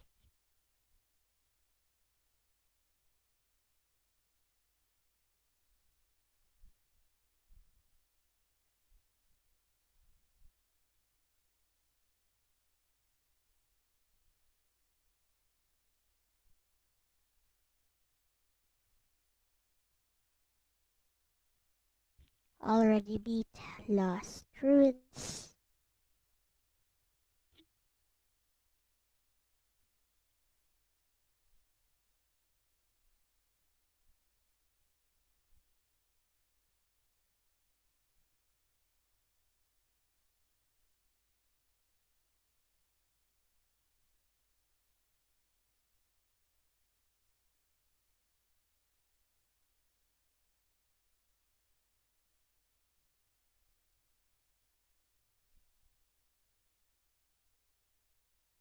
Yeah, nothing here.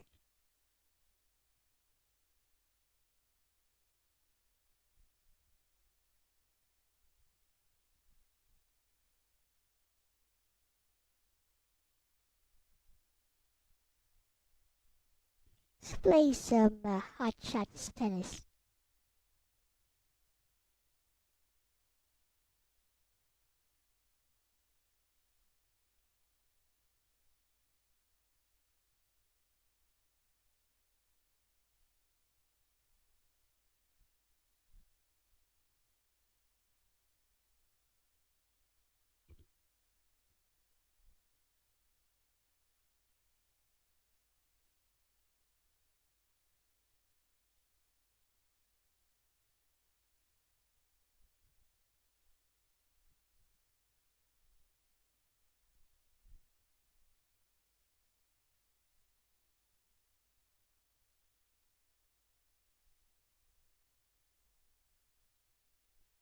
Naturally, because I'm using nightly version, there's always a new update.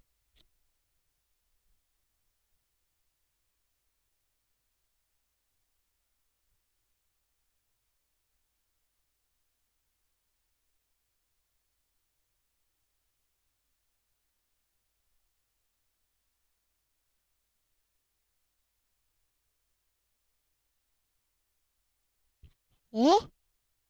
And the new update crashes. Wonderful.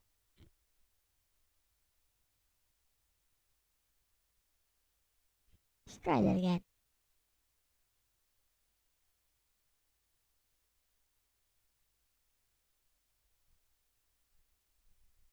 Eh? It really crashes. What?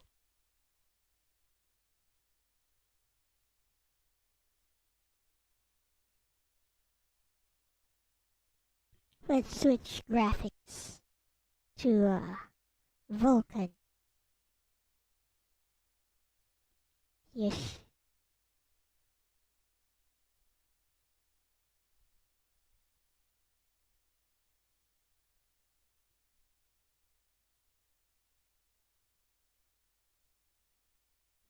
Alright, we good.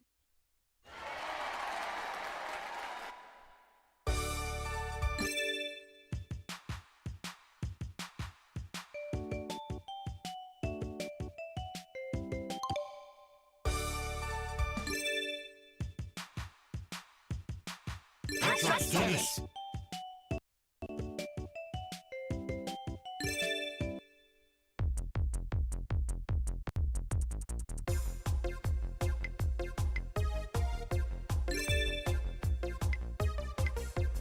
I was good in my day. Uh-huh.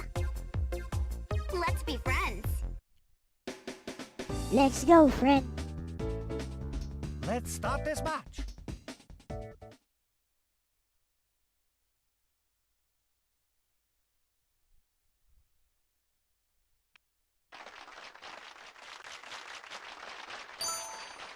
Go.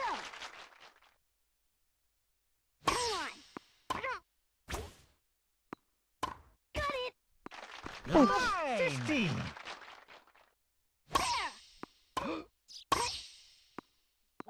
Take that. 15 all.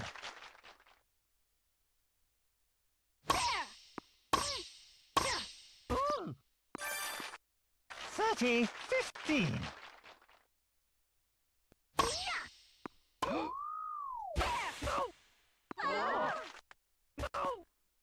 I 40, did it. 15. Full 3. Got it. 40, Yeah. 30. Come on. Oh, wow. Deuce. Come on. Got it. Advantage server.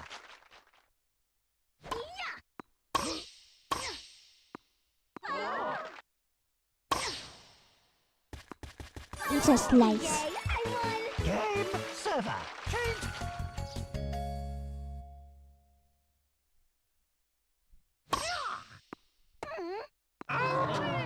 Okay. 15 love.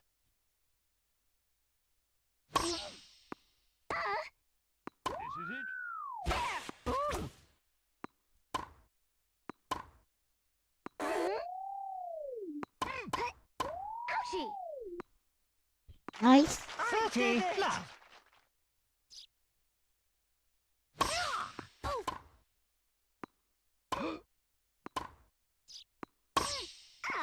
Oh, that is 40 good. love.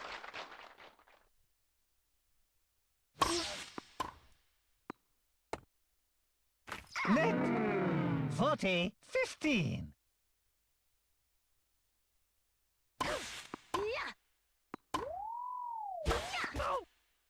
Oh, no, you don't. 40 30. Hmm. Come on. Deuce. Get it. I'm gonna break you.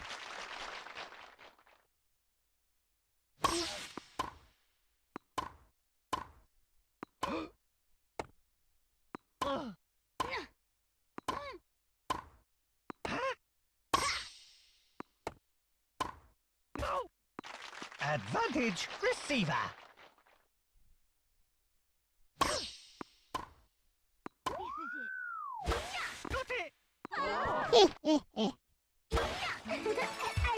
Game receiver. Fault.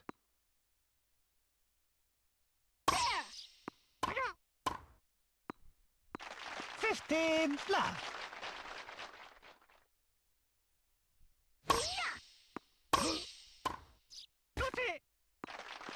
30 love.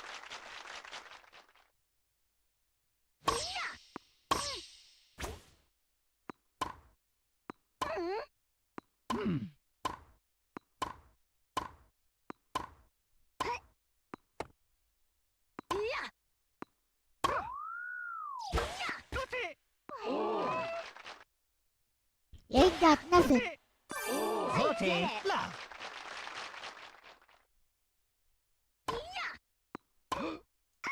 'Oh wow, nice. 40 15.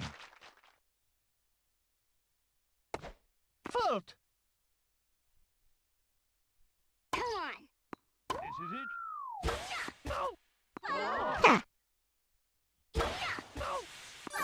Yay, I won. Game Yay! server. It's hilarious how the kid next to the referee backflips away. Fault. Ouchie. Let's go.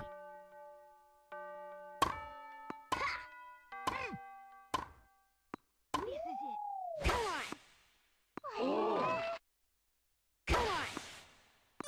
Love Get it. 15.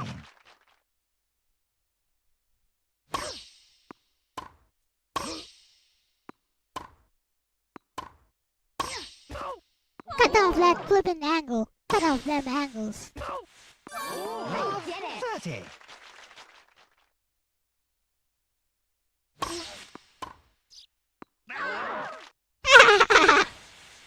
I bunked it. Bunked it. Get it. 40.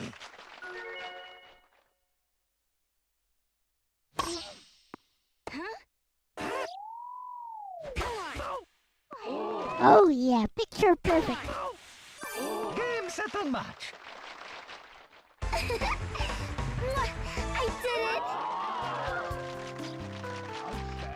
Very good.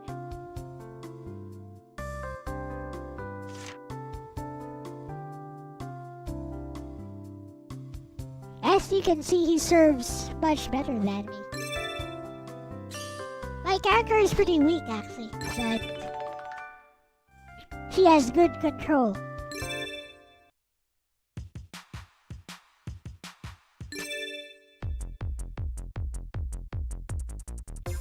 Okay, this guy. They're not kidding about him being a big server. Let's go. Let's be friends. Let's go, friend. You gotta predict his serve, otherwise he destroys you. I can do this.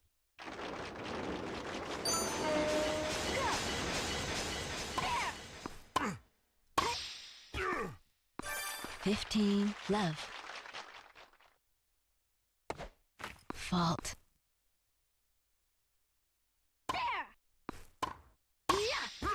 Race 50 hop 30 into a tennis love. game. Come on. Come on. Come on. 40 love. Fault.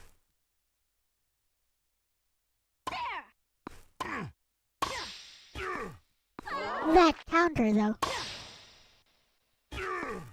Okay, watch how this guy serves. It's like a cannon. Change. Serves at like 230 or something.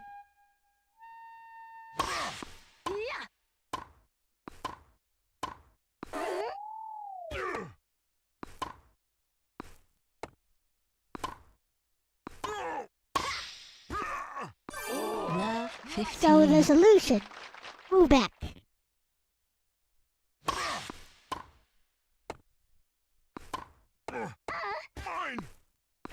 Love 30.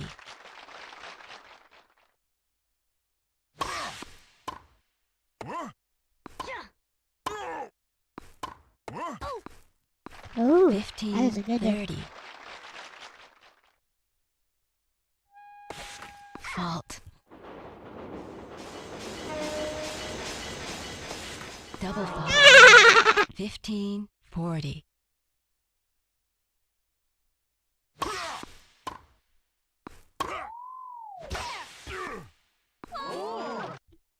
Thought it was Mario Tennis. This one is based more on timing Game than Mario receiver. Tennis. This one is actually pretty realistic, even though they look chibi and all, semi-chibi. Fault.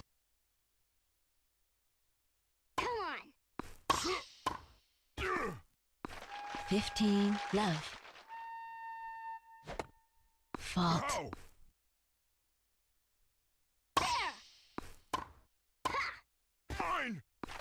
30 love.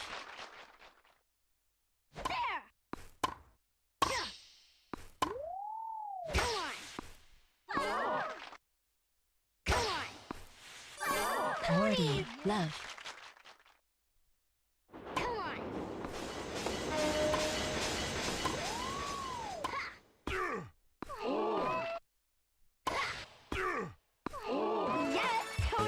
Games change. Flaming arrow.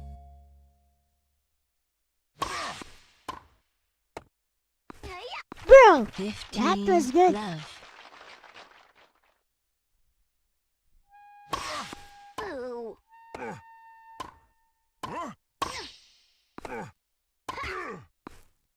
Flaming 15 arrow that. all.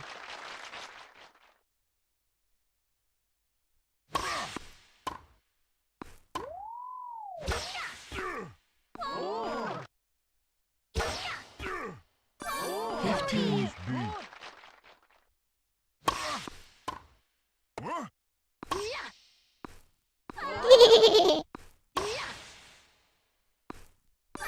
1540.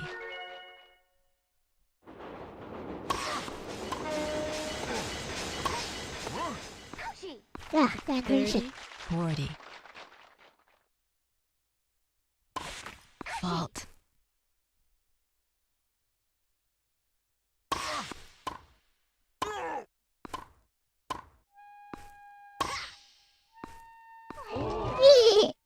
I pivoted to my forehand side so that it would hit Instant harder. match.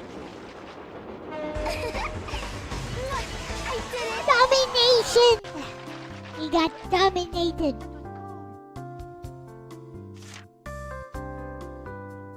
Look at that serve of his though. That's like pro level serve. That's, I don't know, 230. Maybe? 220? In kilometers? I don't know.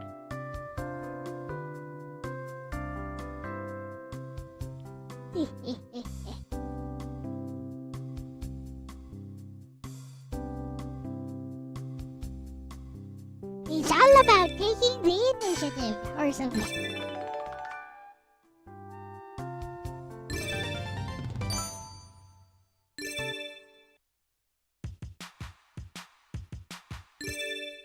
But the PSP version is superior to this. What's this? I must honor Momoko. your challenge. Akatsutsumi. Let's be friends. Ha, Let's start the match. probably not.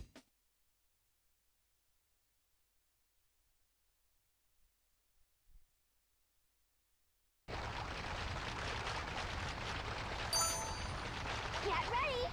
Oh, a grass court. Come on.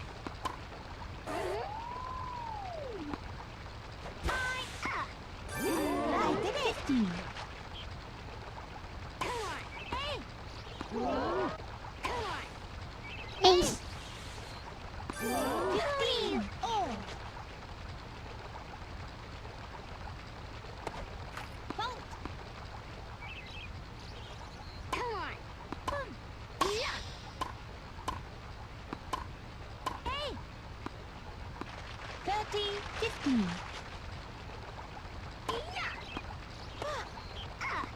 Whoa, that control though.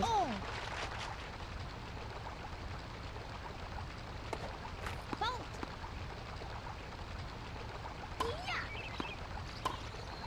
Yeah. 40, 30. There! Boo! Got it! No, you don't. That was unicorn! Game, stop, change! Huh? Ouchie! Well, I don't like this view, but that's joke.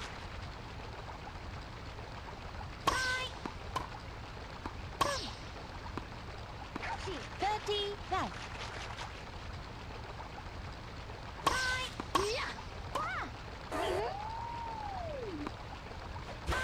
Ouchie! 40, left.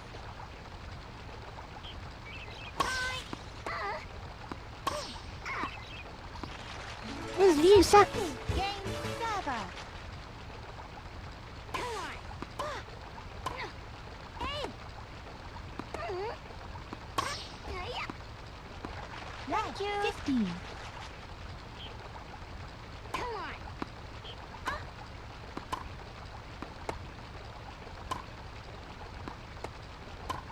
Yeah. 15. Oh. Come on.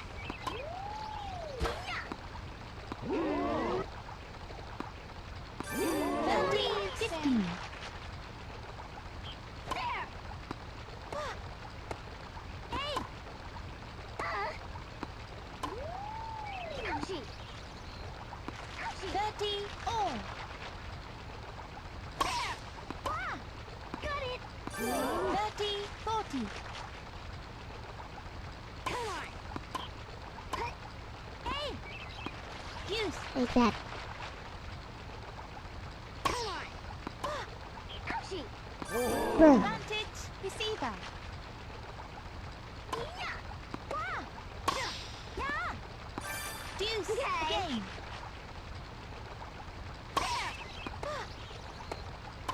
Ouchie. Hey, no wait. No, you take that. Yeah. Deuce. Wah. Boo. Oh. Gotcha. Advantage server.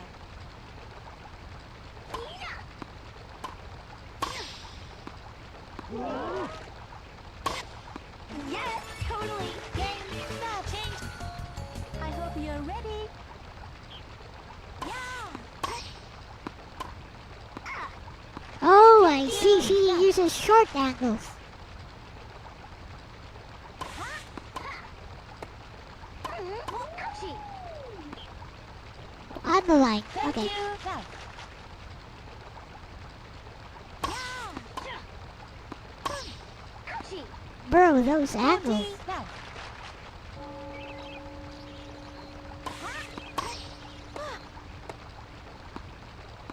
40, 50. Don't give it to her forehand. Yeah.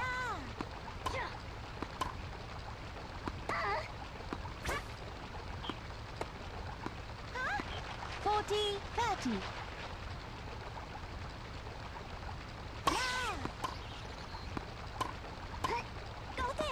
Yeah. Got it. Use.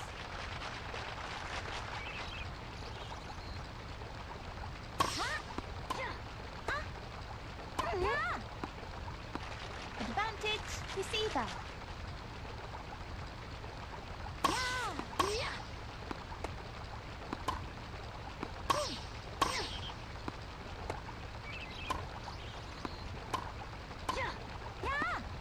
Take that.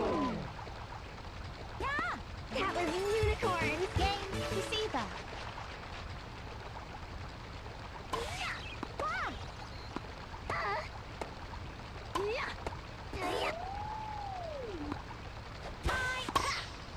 I don't think so. 15 set.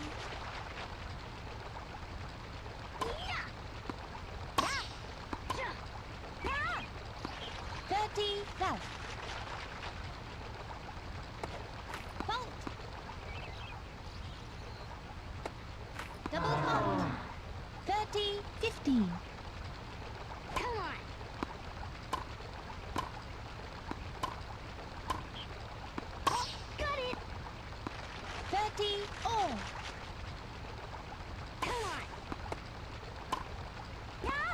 You're finished. 40, 30. This is it.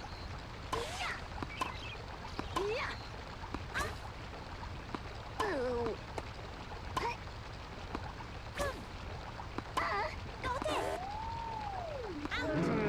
Ha! I wasn't going to hit that.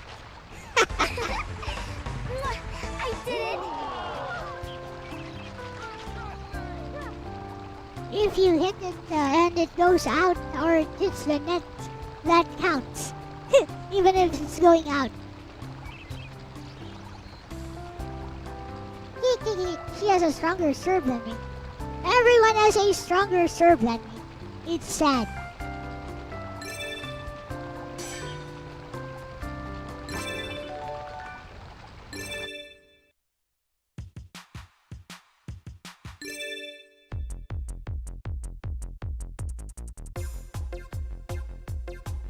A doubles match next. Meh. Okay, fine. Let's go, Gloria. Ready for a cowgirl? I don't know. Let's be friends. Let's see. What the?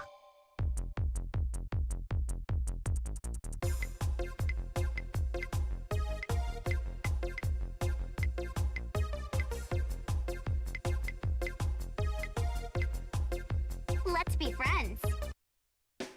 Now we're ready. Let's start the match. This one has a strong serve as well, I think, and strong baseline shots, I think. Sakura Gaoka. Get ready. Come on.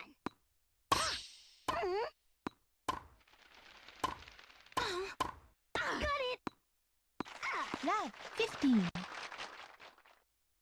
Come on.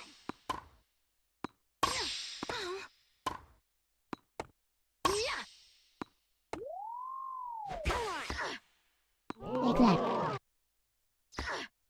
15. Oh.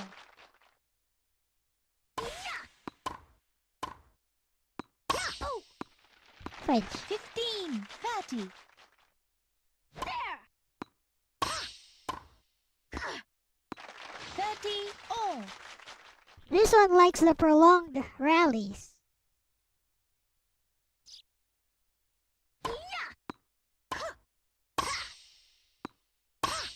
Ooh. 40. Yay. 30.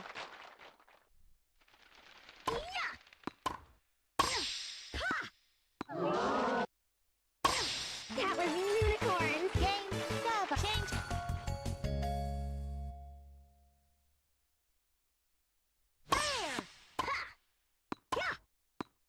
Bro. 15. Whoa. 30.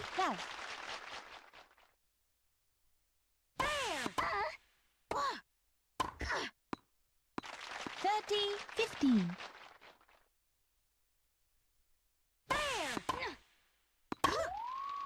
Ouchie. That was 40, it. 15.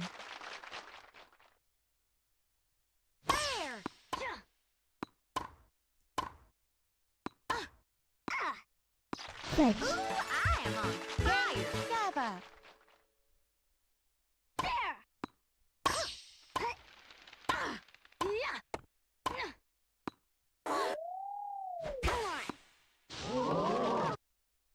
15. Love. Okay. 15. Oh. Come on. Got it. That was a sweet spot hit. Come on.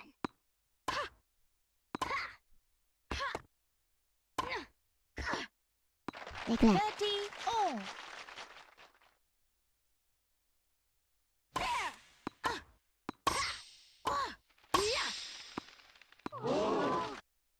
40. 30. Come on.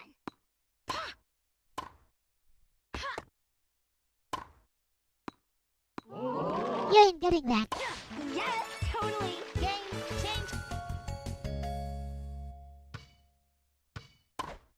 Ouchie. It's a slice.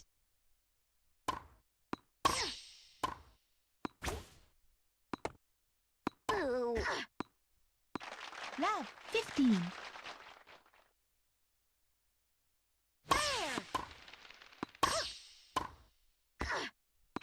Lab 30.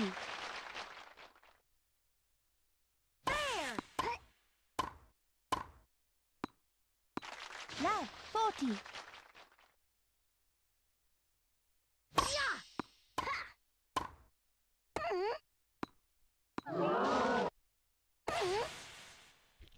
Yep, that's a slice call. Unicorns. Game receiver.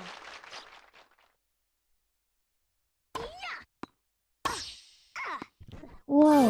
Lab 15. Okay, no way to return that.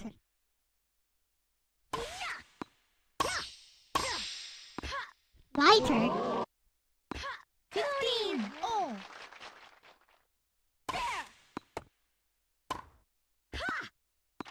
30. 15.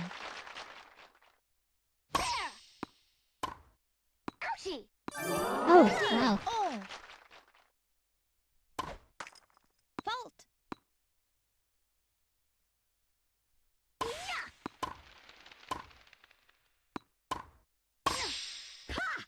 40.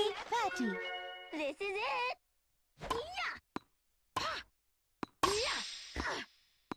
That's it. PS5 having some problem, friends. This is all the controversy. People are canceling their PS Plus now. They're trying to get people back. But if you cancel, you'll get a 50% discount. I don't have a PS5, so I don't care. Support.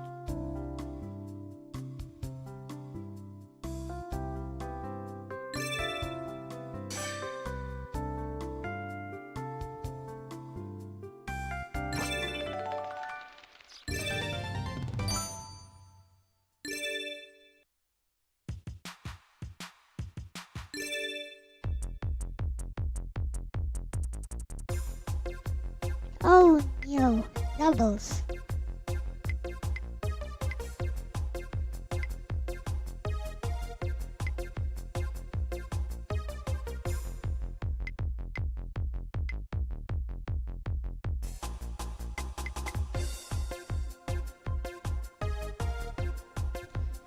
Not the double senpai.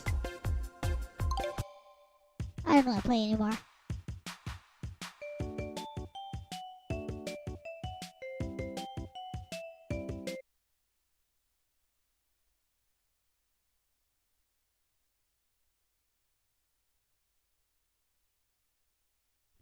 Okay. Da da da da. Da da da da.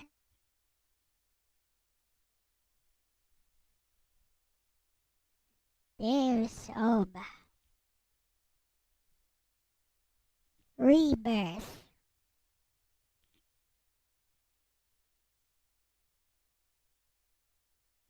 GG Carrot. Why do I have these? Oh yeah. Fate Unlimited codes. Yeah, I guess I can play a little bit of this.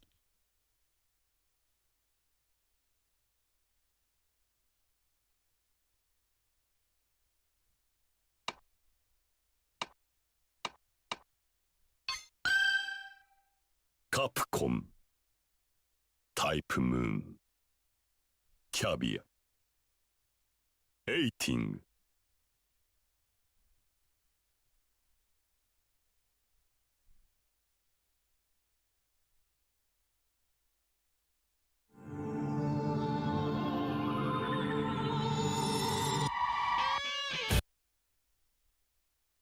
フェイトアンリミテッドコード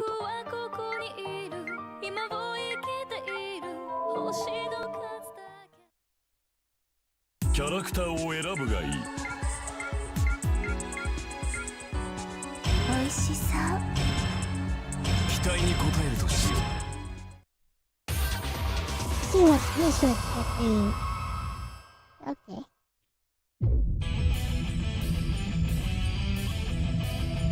She moves slowly, kinda. OMG, what is that?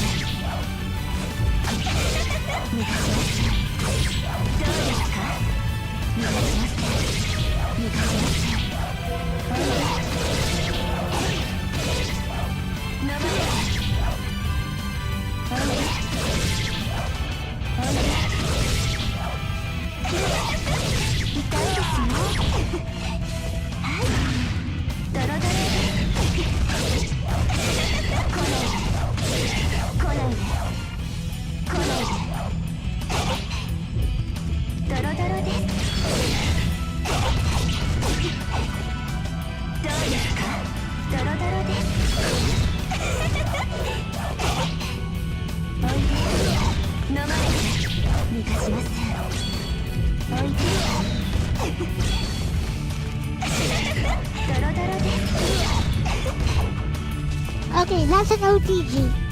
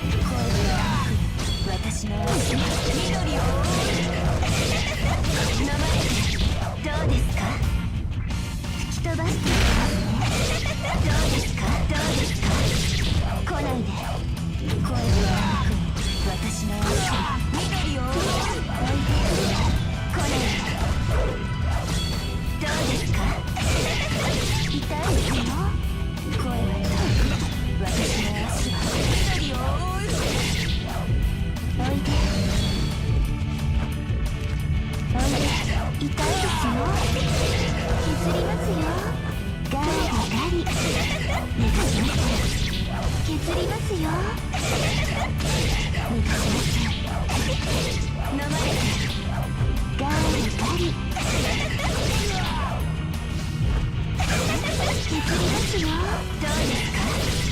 来ないで。どう？飲まれて飲まれて削りますよ。削りますよ。飲まれて。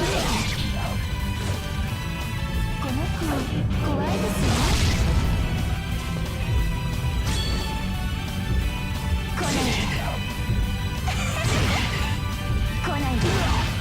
危ないですよ。どうですか？許さない。来ないで。ドロドロで。どうですか？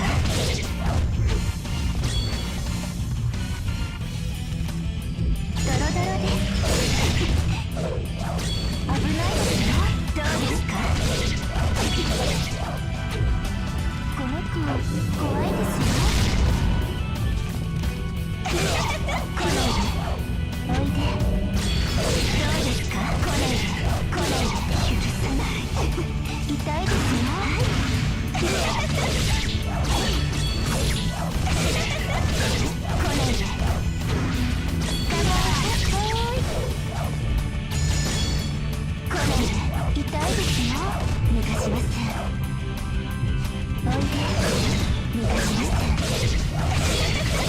ガリガリ。来ないで。危ない。逃がしません。飲まれて。危ない。逃がしません。来ないで。来ないで。おいで。飲まれて。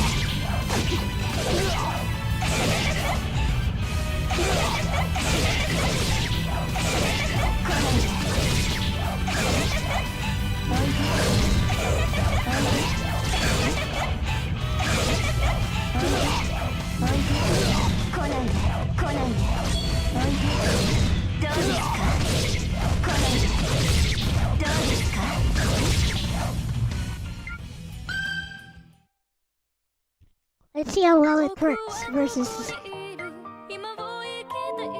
the CPU. That seems like a good setup. キャラクターを選ぶがいい。クークーお腹が鳴りました。眩しい。あんまりにも Yeah, Holy Grail thing, whatever.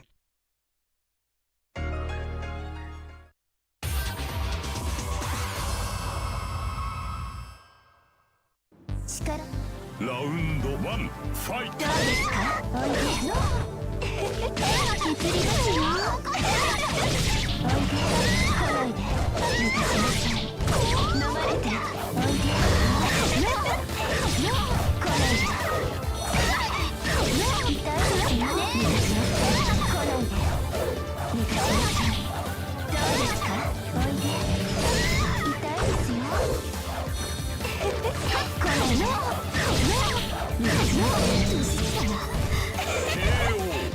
もう逃げられませんよ。ラウンド2ファイト。声がったね。私の足は緑を覆う。来ないで。どうですか？ガリガリ。飲まれて。飲まれて。おいで。ガリガリ。飲まれて。危ない。来ないで。ガリガリ。軽い軽い。この子怖いですよ。飲まれて。逃がしません。どうですか？思っていたほど強くないんですね。姉さんは。さよなら姉さん。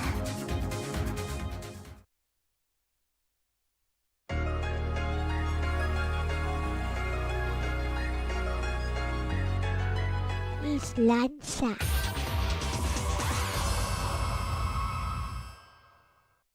さあ、遊びましょう。Why does she have breast physics? 少しは楽しめそうじゃねえか。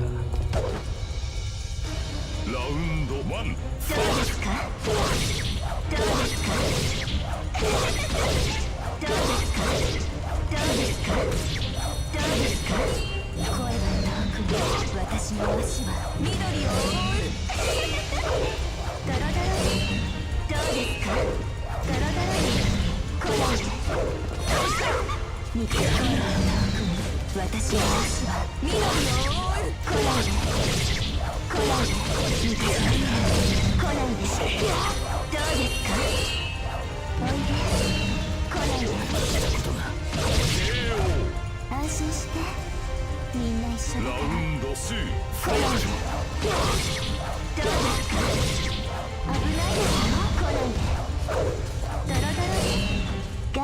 聖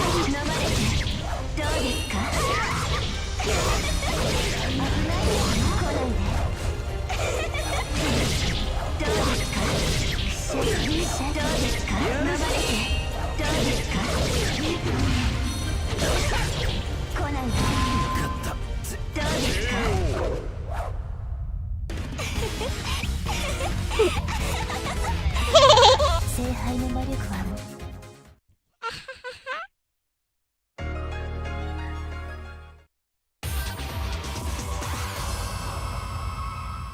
まさか。ラウンド1ファ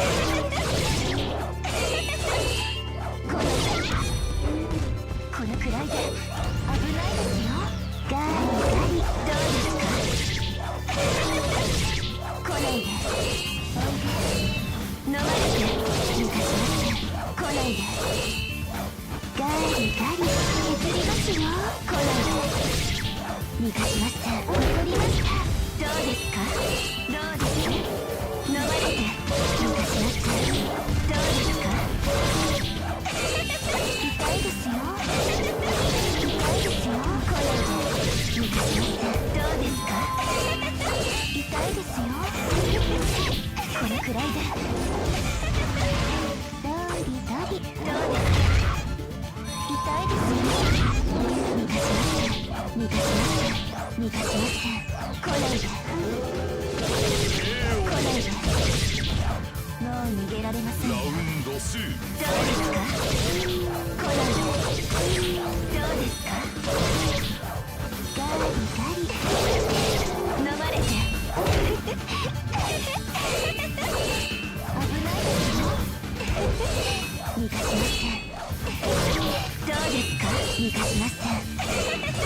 どう飲まれて飲まれてどうですか。逃がしません。バカにしないで。来ないで逃がしません。どうですか。痛いですよ。どうにかくなりました。飲まれて来ないで痛いですよ。逃がしません。どう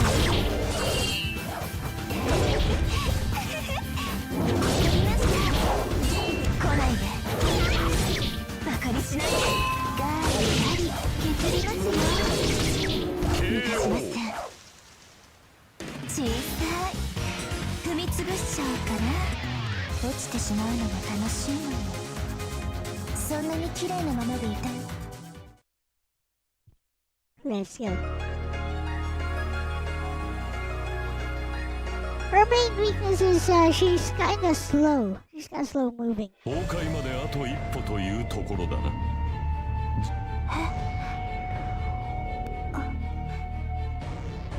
今の私の名前ですね。もちろんです、神父さん。私は何も変わってません。だって初めから壊れていたんですから。教育するのはいいが、教えに力が入りすぎたらしい。 Shut up and go eat 痛みへ your の mapo tofu or something. 完全に汚染。ラウンド1ファイト。痛いですよ。どうですか。飲まれて逃がしません。どうですか。ガリガリ逃がしません。どうですか。ガリガリ痛いですよ。どうですか。来ないでこのくらいでおいで。ガリ飲まれてやるな。声が遠くに私の緑を覆う。逃がしません。ガリガリ削りますよ。飲まれて来ないで痛いですよ。どうですか。来ないで痛いですよ。どうですか。逃がしません。飲まれておいで飲まれてガリガリ削りますよ。来ないで来ないでそれ飛ばす。それこのくらいで飲まれて逃がします。飲まれてどうしたそれどうしたバカにしないで。 KO いい様ですね。ラウンド2どうですか。痛いですよ。飲まれ。やるではないか謝ったな削りますよ。ガリガリ削りますよ。痛いですよ。飲まれて飲まれて痛いですよ。逃がしません。ガリガリ逃がしません。どうですか。痛いですよ。ガリガリ飲まれて私の足緑を追い来ないで。踊れるはずだ That range is insane, though. 感謝しますね、シンクさん。 She can just hit you right away なかったの at に the very beginning. バカな人。でも安心してください。あなたが見たかったいいね。ものは私がちゃんと。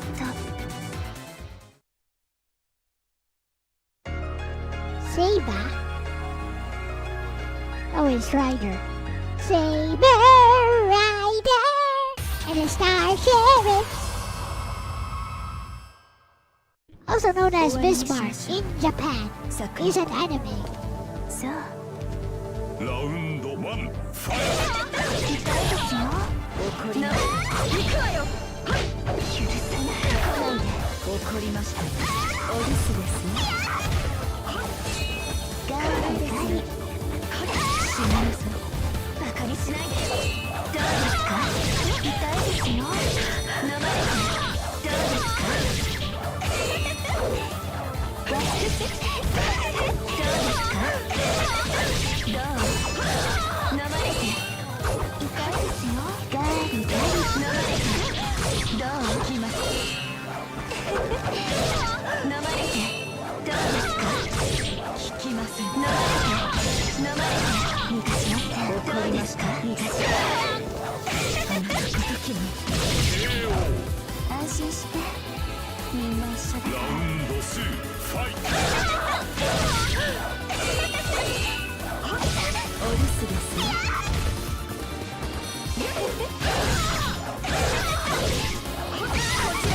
このくらいなのに。残りました。どうですか。来ないで。飲まれて。来ないで。どうです。よくも。残りました。どうですか。逃がしません。どうですか。どう。おかげで。許さない。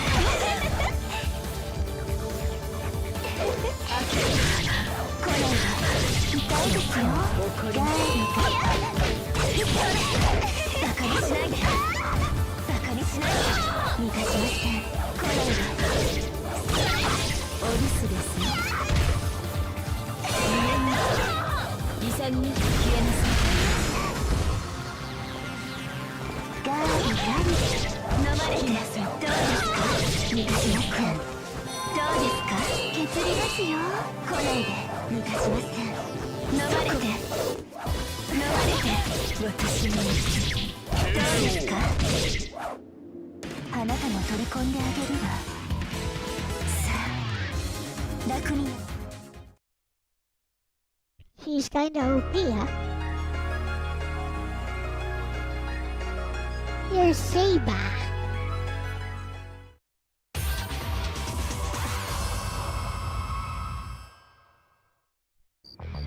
Round 1 どうですか。ガーリガどうですか。来ないで。調子は悪くないな。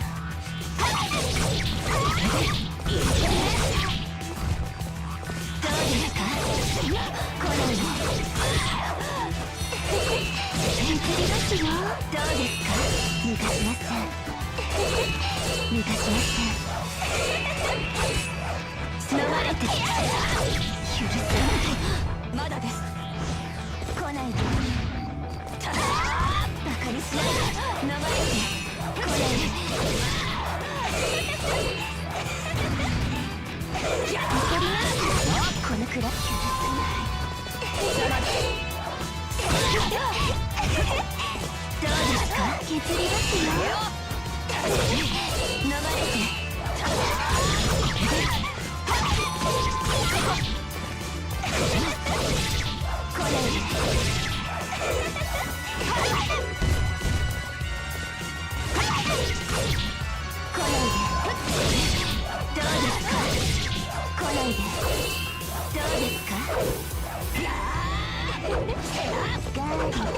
飲まれて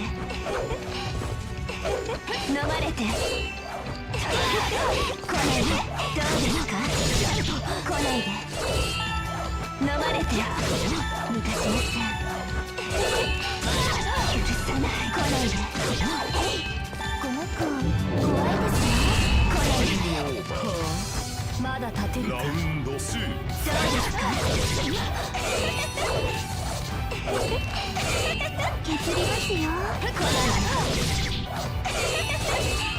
ガリガリどうですかどうですかガリガリどうですか行きますどうですか遅い削りますよここりましたバカにしないで飲まれて来ないで逃がしないでガリガリ調子は悪くないな遅い調子は悪くないな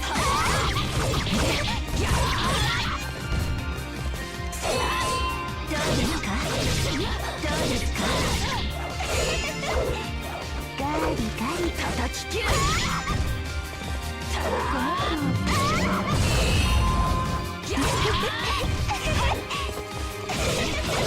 まだ来ないで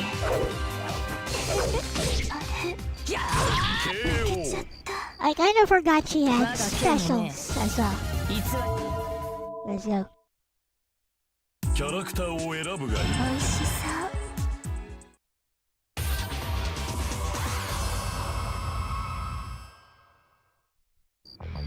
うラウンド1ファイ来ないで来ないで飲まれて飲まれて飲まれてどうですかどうですかガリガリガリガリ逃がしますね飲まれて飲まれて捕まえて逃がします私は緑を飲まれてガリガリ飲まれて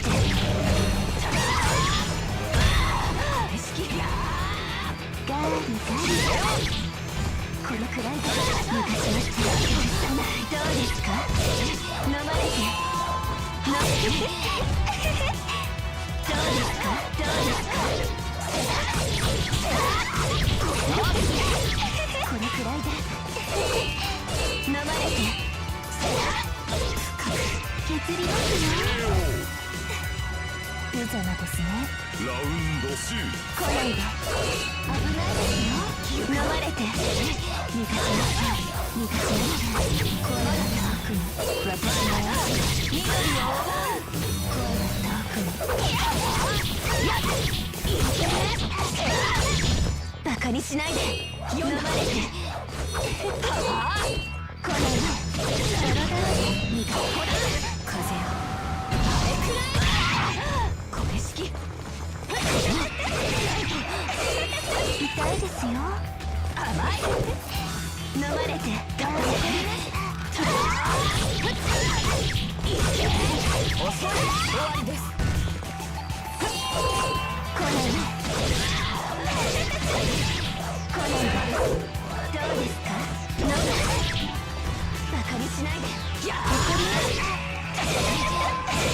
削りますよ来ないでどうですか抜かしません飲む来ないでいけるはず KO 調子は悪くない Good fight. ラウンド3来ないで抜かしません。痛いですよ。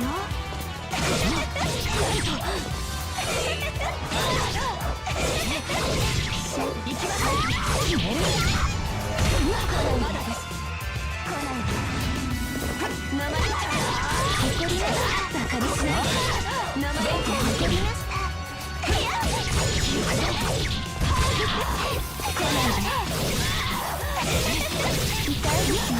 昔のさです。やっいけガード昔ません。来ないで。来ないで。逃がしません。どうですか。行きます。まだです。痛いですよ。どうですか。来ないで。負けちゃった。まだまだ。Saber strong か。キャラクターを選ぶがいい。美味しそ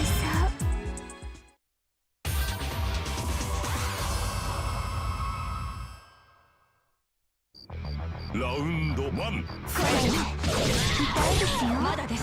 ガリガリ。飲まれて。来ないで。逃がしません。来ないで。飲まれて。飲まれて。このくらいで。ガリ。来ないで。行きます。決める。削りますよ。飲まれて。削りますよ。行きます。ガリ。バカにしないで。風よ。あれくらえ。ガリガリ。飲まれて。どうですか。抜かしません。ガリガリ。どうです。抜かしません。来ないで。抜かしません。抜かしません。どうですか。飲まれて。ガリ。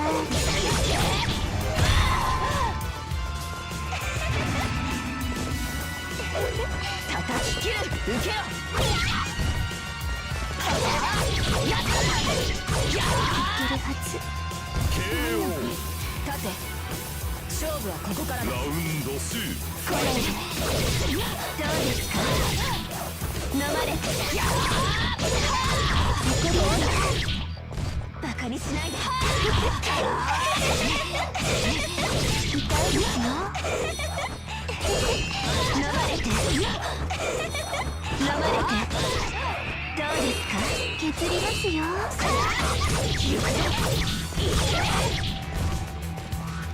飲まれて。ガリガリ。どうですか。ガリガリ削りますよ。おいで。来ないで。ガリ。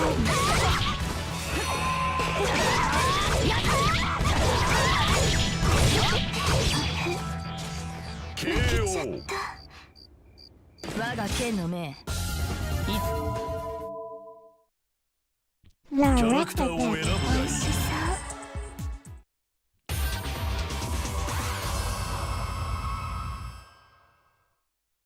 さあ。ラウンド1。おいで。来ないで。まだです。逃がしません。どうですか。おいで。逃がしません。どうですか。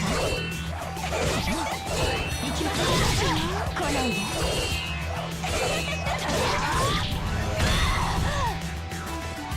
痛いですよ。どうですか。どうですか。痛いですよ。どうですか。どうですか。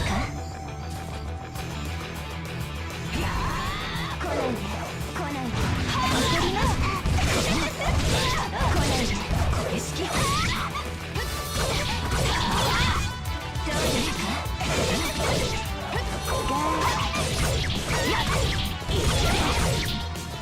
このくらいで抜かしません。来ないで。来ないで。どうですか。怒りました。ガー痛いですよ。このくらいで来ないで。痛いですよ。KO 無様ですね。ラウンド2フ来ないァイで。来ないで。抜かしません。抜かしません。飲まれて。来ないで。行くぞ。バカにしないで。飲まれて。飲まれて。抜かしません。おいで。叩き切る。怒りました。苦ですよ。どうですか。来ないで。まだです。ガリガリ飲まれて。来ないで。今だ。終わりです。許さない。まだ来ないで。抜かしません。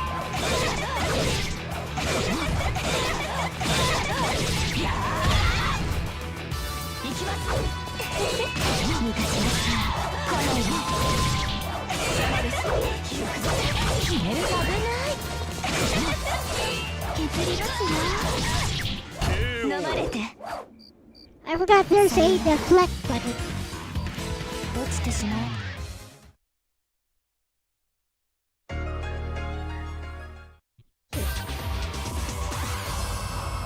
It's Gilgamesh. 断罪を求めラウンド1ファイ来ないで。来ないで。ト受けよバカにしないで。どうですか。どうですか。来ないで。どうですか。来ないで。バカめ来ないで。逃がしません。どうですか。来ないで。来ないで。くだらんくだらんどうですか。飲まれて。逃がしません。来ないで。逃がし来ないで。来ないで。飲まれて。どうした許さない。どうですか。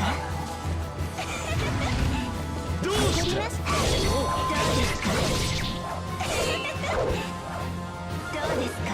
バカにしないで。バカにしないで。飲まれて。どうですか。無様ですね。ラウンド2どうですか。逃がしません。どうですか。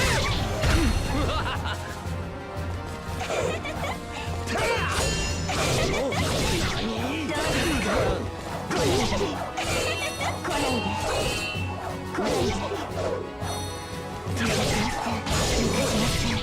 来ないで。受けよ怒りました。行くぞたわけこれくらいで。来ないで。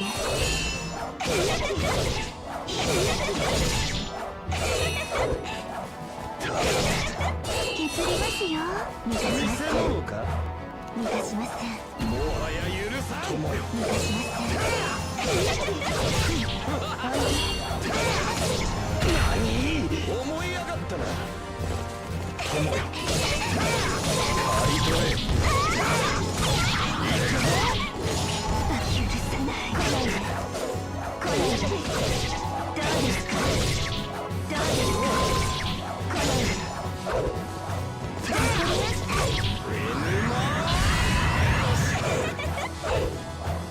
来ないで。どうですか。ガリガリ。たわけ来ないで。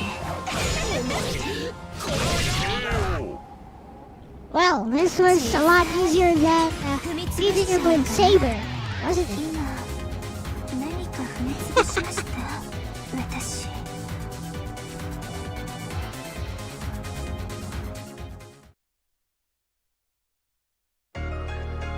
Whoa! Whoa, there's a true boss. Okay, never mind. There's a true boss. おかえりなさい。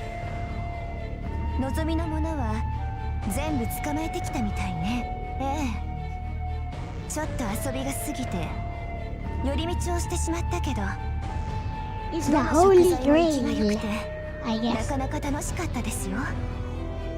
羨ましいこと、こっちはこんな穴蔵でずっと鍋の火加減を見てただけなのに。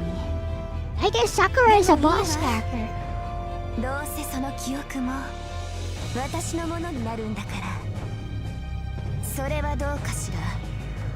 そっちの記憶が私に溶け合うかもしれないのに、もちろんあとは材料をくべるだけ。それで私は完成するわ。ええ、その前に殺し合いましょう。あなたと私、より強い顔、いずれ。 Let's go. Oh, okay, it's just Sakura. ラウンド1。どうですか？わかりました。来ないで。どうですか？このくらいで。飲まれて、飲まれない。譲りますよ。来ないですよ。危ない。ガード。バカにしないで。どうですか？飲まれて。削りますよ。来ないで。どうですか？ガード。どうですか？来ないで。どうですか？どうですか？削りますよ。削りたいですよ。バカにしないですよ。バカにしないで。どうですか？痛いですよ。来ないで。逃がしません。無駄ですよ。削りますよ。痛いですよ。痛いですよ。痛いですよ。痛いですよ。このくらいで。飲まれて。飲まれて。このくらいで許さない。痛いですよ。来ないで。怒りました。無駄ですよ。捕まえ痛いですよ。いけるはず。 Oh, she deflected me. Okay. I forgot there was a deflect ラウ button. ンド C。来ないで。逃がしません。この子怖いですよ。ガーリガリ削りますよ。どうですか？怒りました。逃がしませんよ。ガーリ痛いですよ。どうですか？ガーリガリバカにしないで。飲まれおいで。痛いですよ。シェこのくらいで逃がしません。どうですか？痛いですよ。怒りました。バカにしないで。飲まれて。どうですか？どうですか？ガリガリガリガリガリガリ逃がしません。来ないで。このくらいで。どうですか？おいで。逃がしません。負けちゃった。さよなら。キャラクターを選ぶがいい。クークーお腹が鳴りました。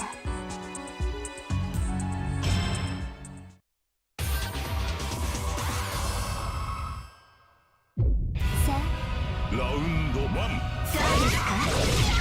来ないで。無駄ですよ。この子怖いですよ。どうですか？このくらいで危ないですよ。痛いですよ。どうですか？ガリガリ削りますよ。来ないで。来ないですよ。飲まれて。飲まれて。どうですか？ガリガリバカにしないで。どうですか？おいで。おいで。飲まれて。どうですか？ガリ痛いですよ。どうですか？どうですか？逃がしません。どうですか？この子怖いですよ。削りますよ。おいで。バカにしないで。飲まれて。来ないで。逃がしません。逃がしません。どうですか？来ないで。さよなら。飲まれて。来ないで。いけるはず。 Gotcha. 邪魔ですね。ラウンド C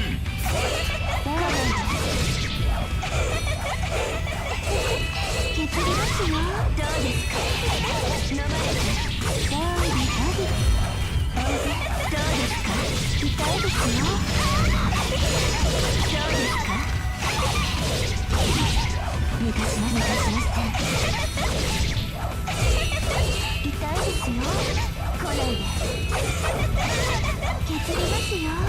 ガード抜かしました抜かしました削りました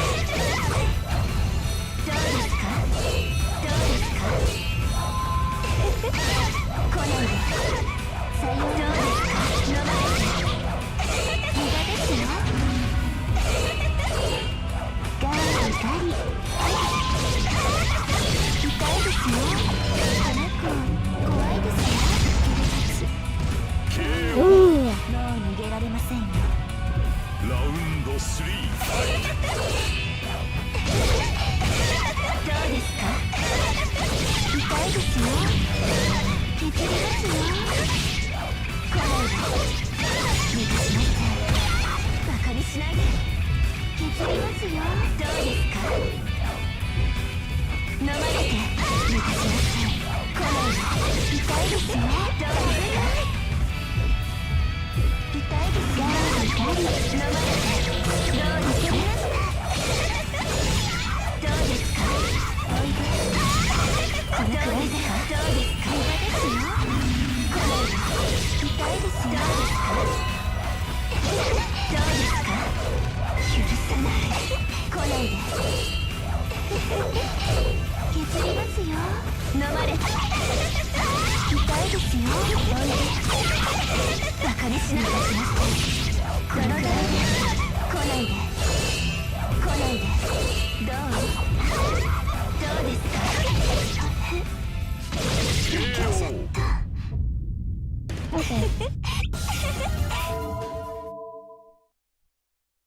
キャラクターを選ぶがいいお腹となりました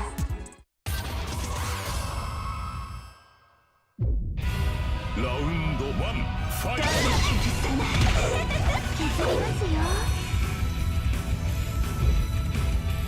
どうですかどうですか痛いですよバカにしないで飲まれて削りますよ飲まれてしないでおいでどうですか削りますよガリガリこのくらいですか来ないで来ないで削りますよ飲まれてこのくらいで無駄ですよ飲まれてこのくらいで痛いですよバカにしないで飲まれてこのくらいで飲まれて来ないで抜かしました怒りますこのくらいで来ないで怒ります来ないで抜かしましたガリ飲まれて抜かしました飲まれてどうですか来ないで安心してみんな一緒だからラウンド2どうですかさようなら飲まれて削りますよ抜かしました許さないバカにしないで痛いですよどうですかおいで飲まれて痛いですよこの子怖いですよ抜かしましたどうですか抜かしました無駄ですよ来ないで抜かしましたどうですかこっちよガーリ痛いですよこの子怖いですよ KO もう逃げられませんよラウンド3フどうですァイか怒りました飲まれて削りますよ痛いですよ許さない来ないで痛いですよこのくらいで飲まれて削りますよ。どうですか。飲まれてどうですか。無駄ですよ。抜かしません。これ危ない痛いですよ。削りますよ。ガーリー来ないで。痛いですよ。どうですか。ガーリーこのくらいで飲まれて削りますよ。どうですか。抜かしません。このくらいで抜けちゃった。Ouch. 小さい。キャラクターを選ぶがいい。お腹が鳴りました。 Let's go. Apparently this was an arcade game. ラウンド1。抜かしません。どうですか。バカにしないで。飲まれて抜かしません。抜かしまくらいで。バカにしないで。無駄ですよ。来ないで。飲まれて飲まれてどうですか。来ないで。抜かしません。飲まれて来ないで。食べちゃいますね。おいで。逃がしません。痛いですよ。痛いですよ。バカにしない。来ないで。どうですか。飲まれて来ないで。移りますよ。来ないで。バービーバービー来ないで。いけるはず。 Really? ピザナですね。ラウンド2。逃がしません。飲まれて来ないで。ガーリガリ来ないで。ガーリガリ逃がしません。痛いですよ。来ないで。ガーリガリどうですか。来ないで。逃がしません。逃がしません。抜かしません。どうですか。来ないで。飲まれて来ないで。痛いですよ。来ないで。飲まれてバカにしないで。来ないで。おいで。飲まれて痛いですよ。痛いですよ。これくらい痛いですよ。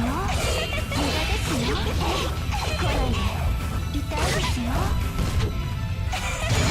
痛いですよ。おいで。逃がしません。このくらいで来ないで。負けちゃった。I gotta beat her now. キャラクターを選ぶがいい。お腹が鳴りました。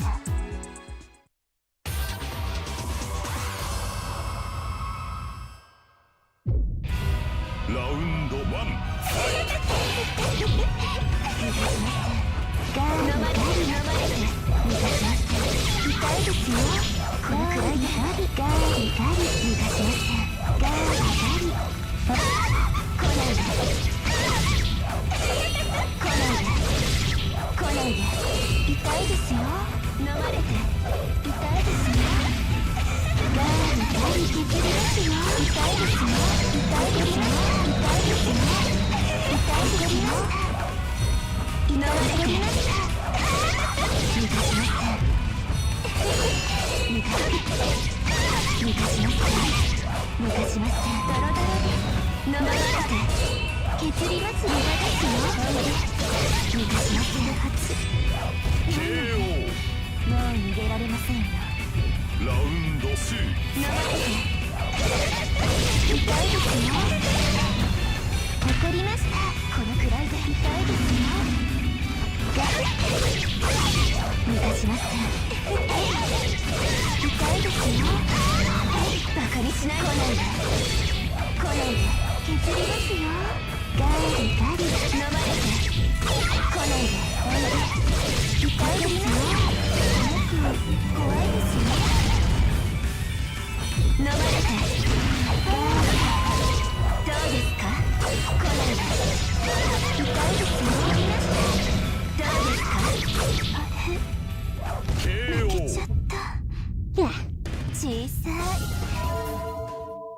try blocking more. キャラクターを選ぶがいい。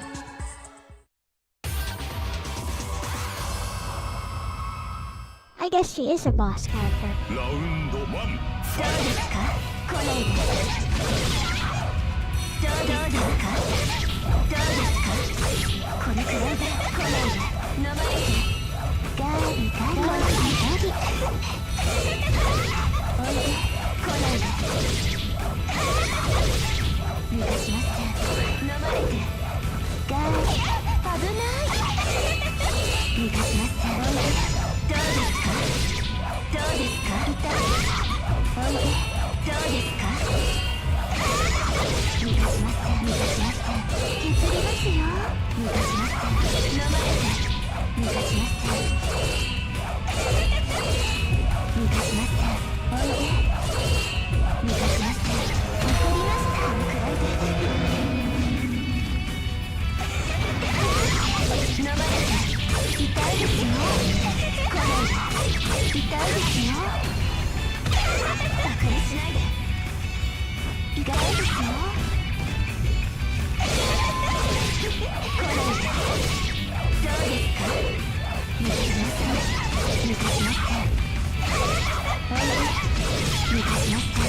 来ないで。痛いですよ。どうですか。バカにしないで。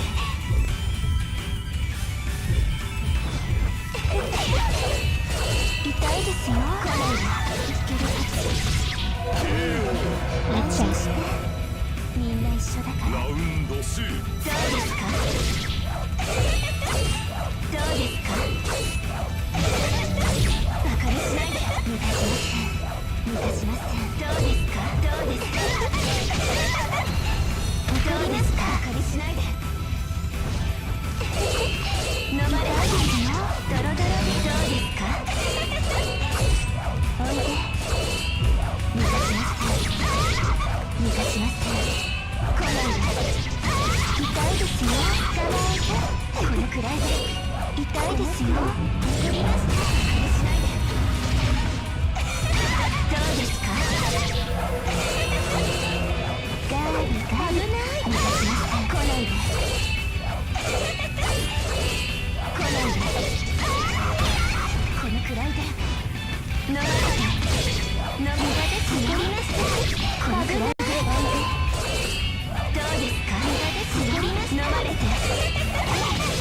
削りますよ。おいで。どうですか。どうですか。無駄ですよ。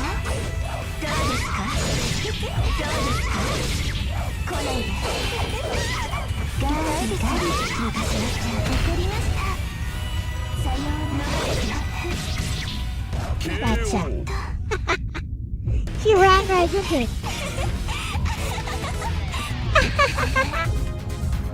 今死んだの私だよね。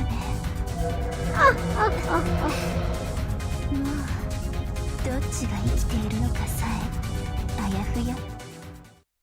もうすぐ外の世界に出られる。そうすれば待っててね。さなぎから蝶になるみたいに。あれでも先輩っておかしいな。まあもうすぐ。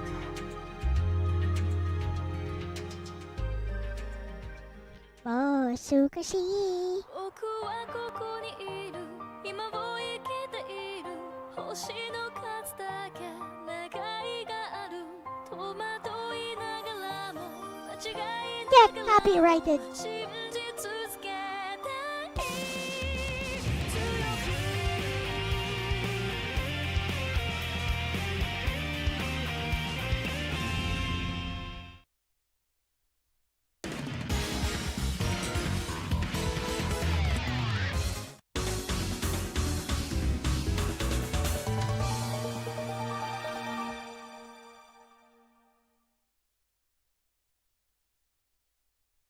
Sakura's kinda OP.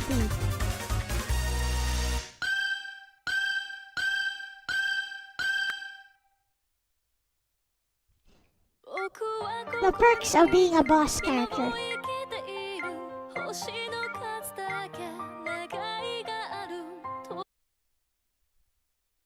Right, let's choose a new game, I guess.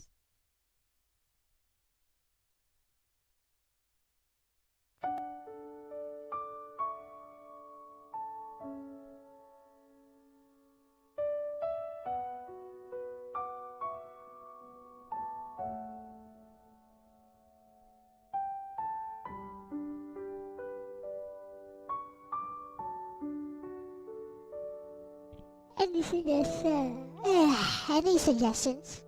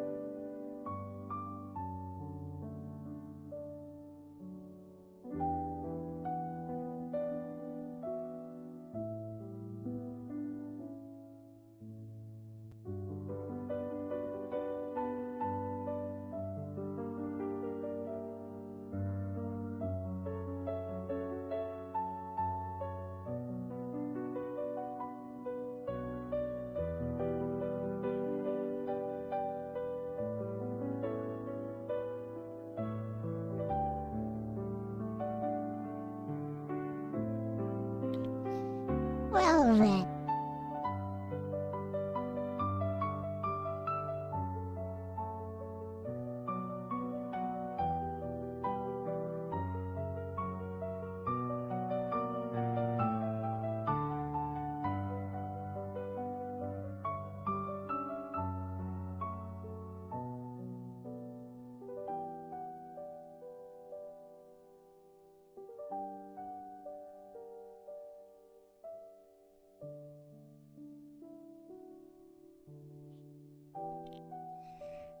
I'll go see what's on CD Romance for now, I guess.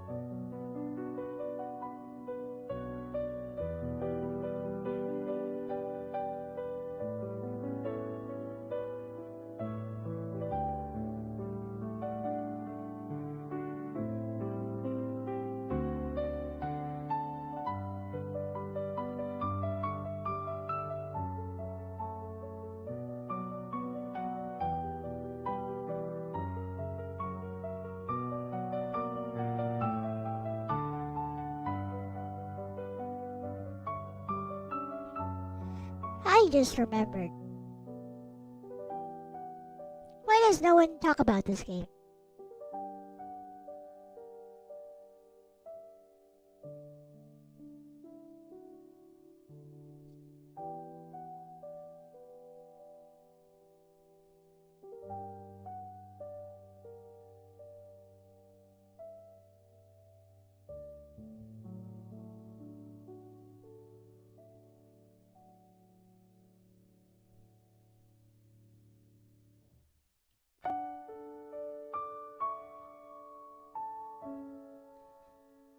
So, yep.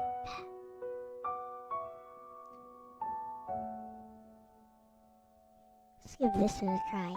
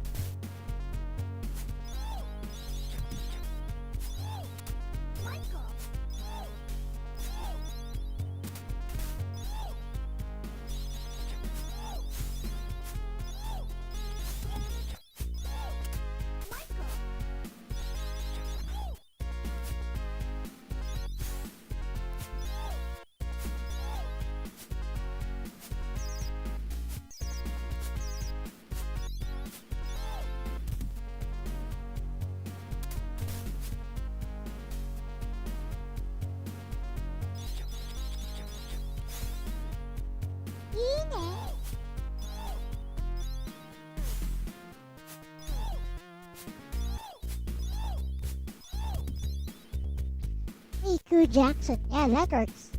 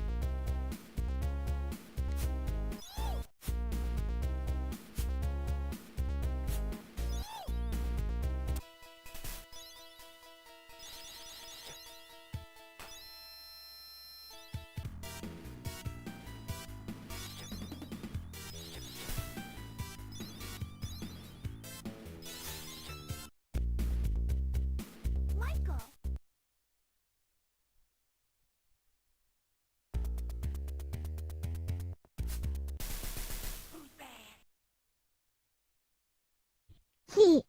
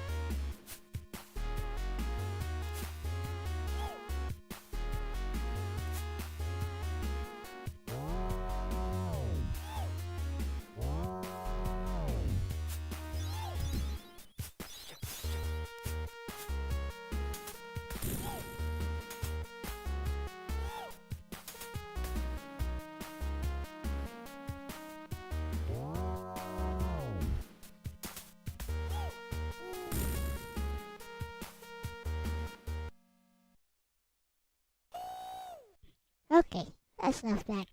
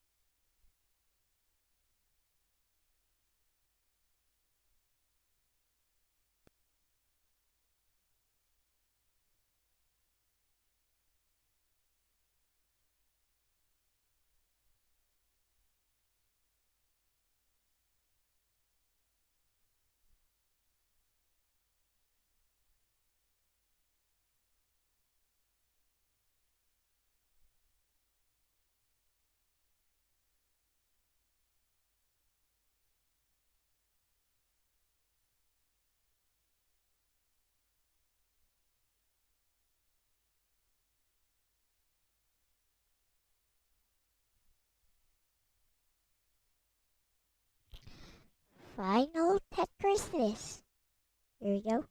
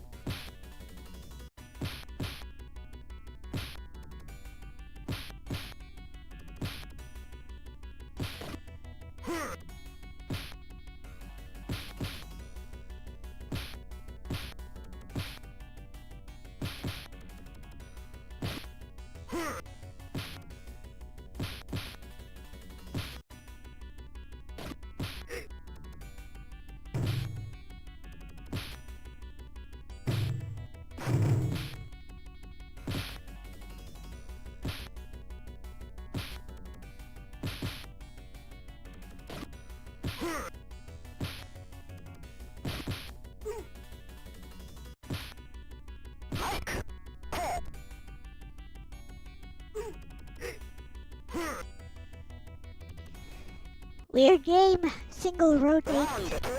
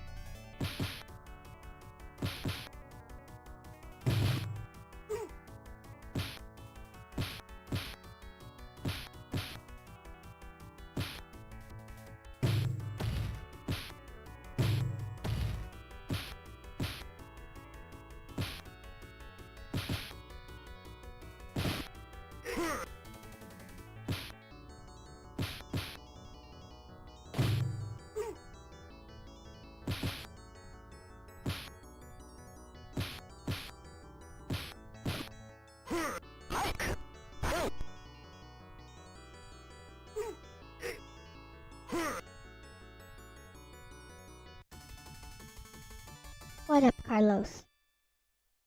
This looks Korean to me.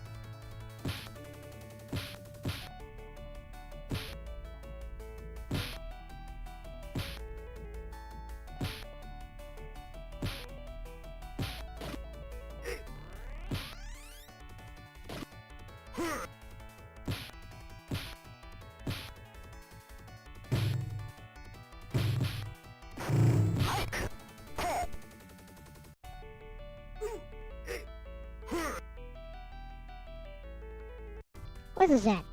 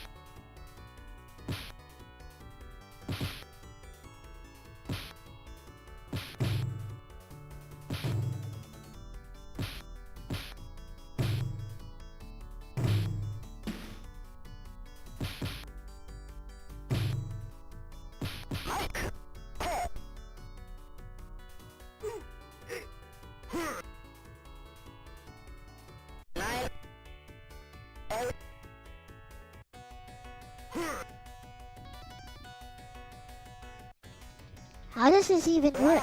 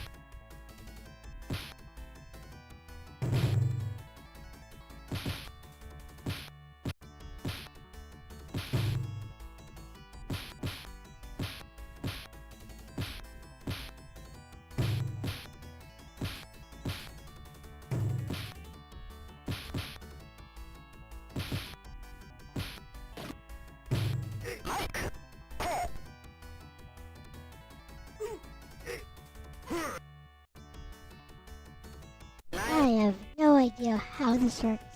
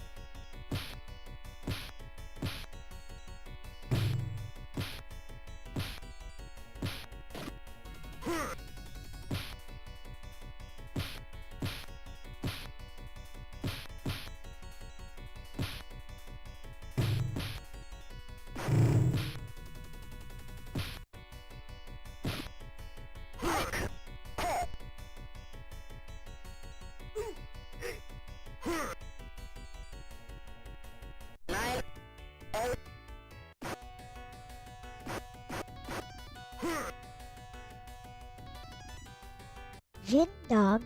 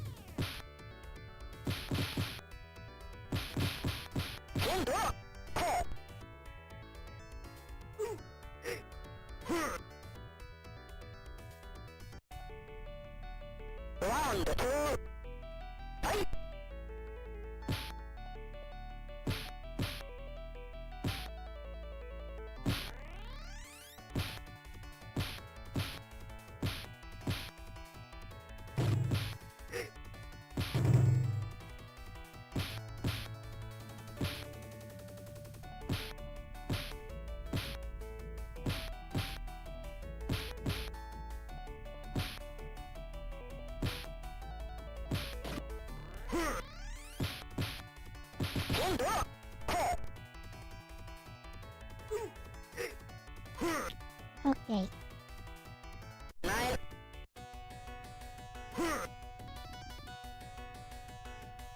I think I understand how this works.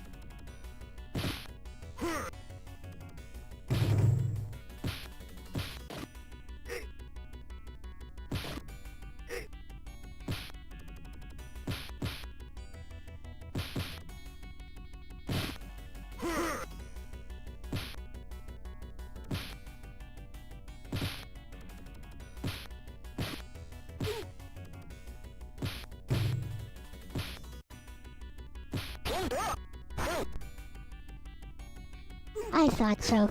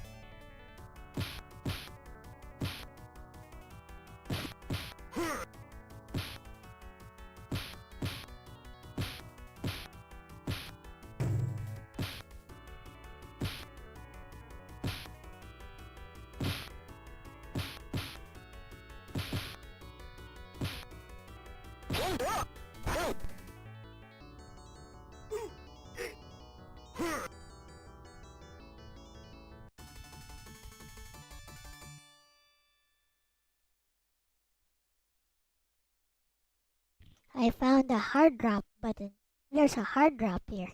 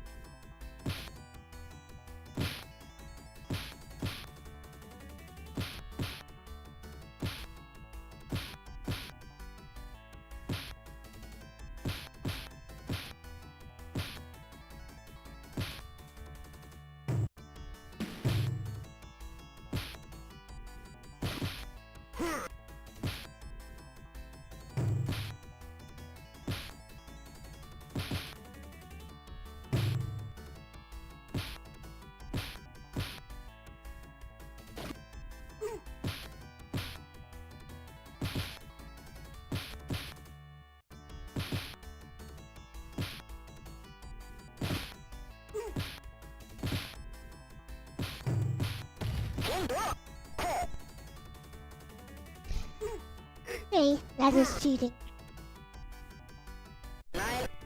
Guy kinda looks like Steven Seagal.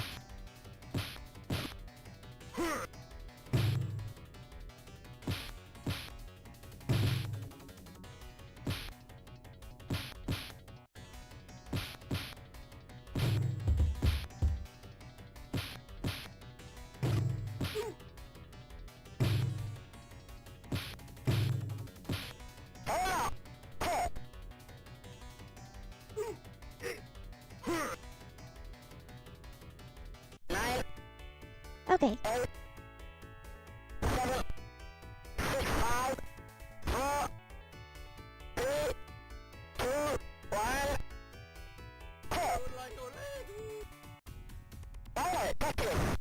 Alright.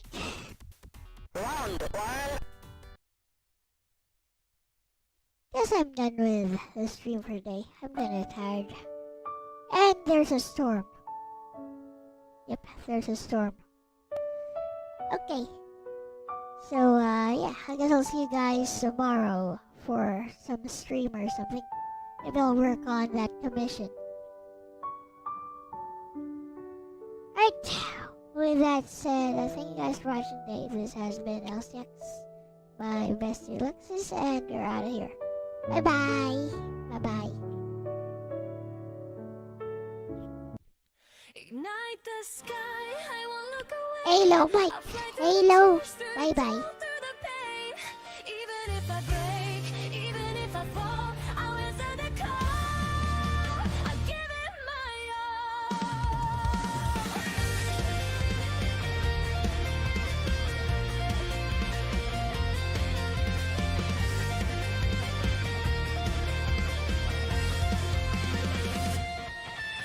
I'll wake to a world in motion, signals racing through the night. Every star is pulling me forward, like it knows my name tonight. I've been drifting in between what I fear and what I see, but the future's calling out to me louder than the past behind. If I hesitate, I brace the fear, so I breathe and face the fear. Ignite the sky, I won't look away. I'll fly through the tears, through the doubt, through the pain. Even if I break, even if I fall, I'll answer the call. Give it my all. Ignite the sky, let destiny burn. Every scar I carry is a lesson learned. I won't run, I won't hide. This is the day I decide.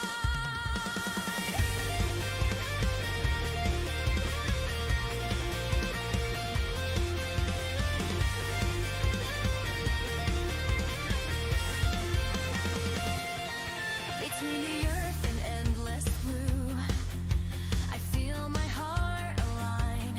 Every orbit, every choice leads me to this line. I don't need to know the end, just the reason I defend. If tomorrow tests my strength, I'll rise again. No more silence, no retreat. This pulse in me is real. Ignite the sky, I won't look away. I'll fly through the tears, through the doubt, through the pain. Even if I break, even if I fall, I'll answer the call. I'll give it my all. Ignite the sky, let destiny burn. Every scar I carry is a lesson learned. I won't run, I won't hide. This is the day I decide.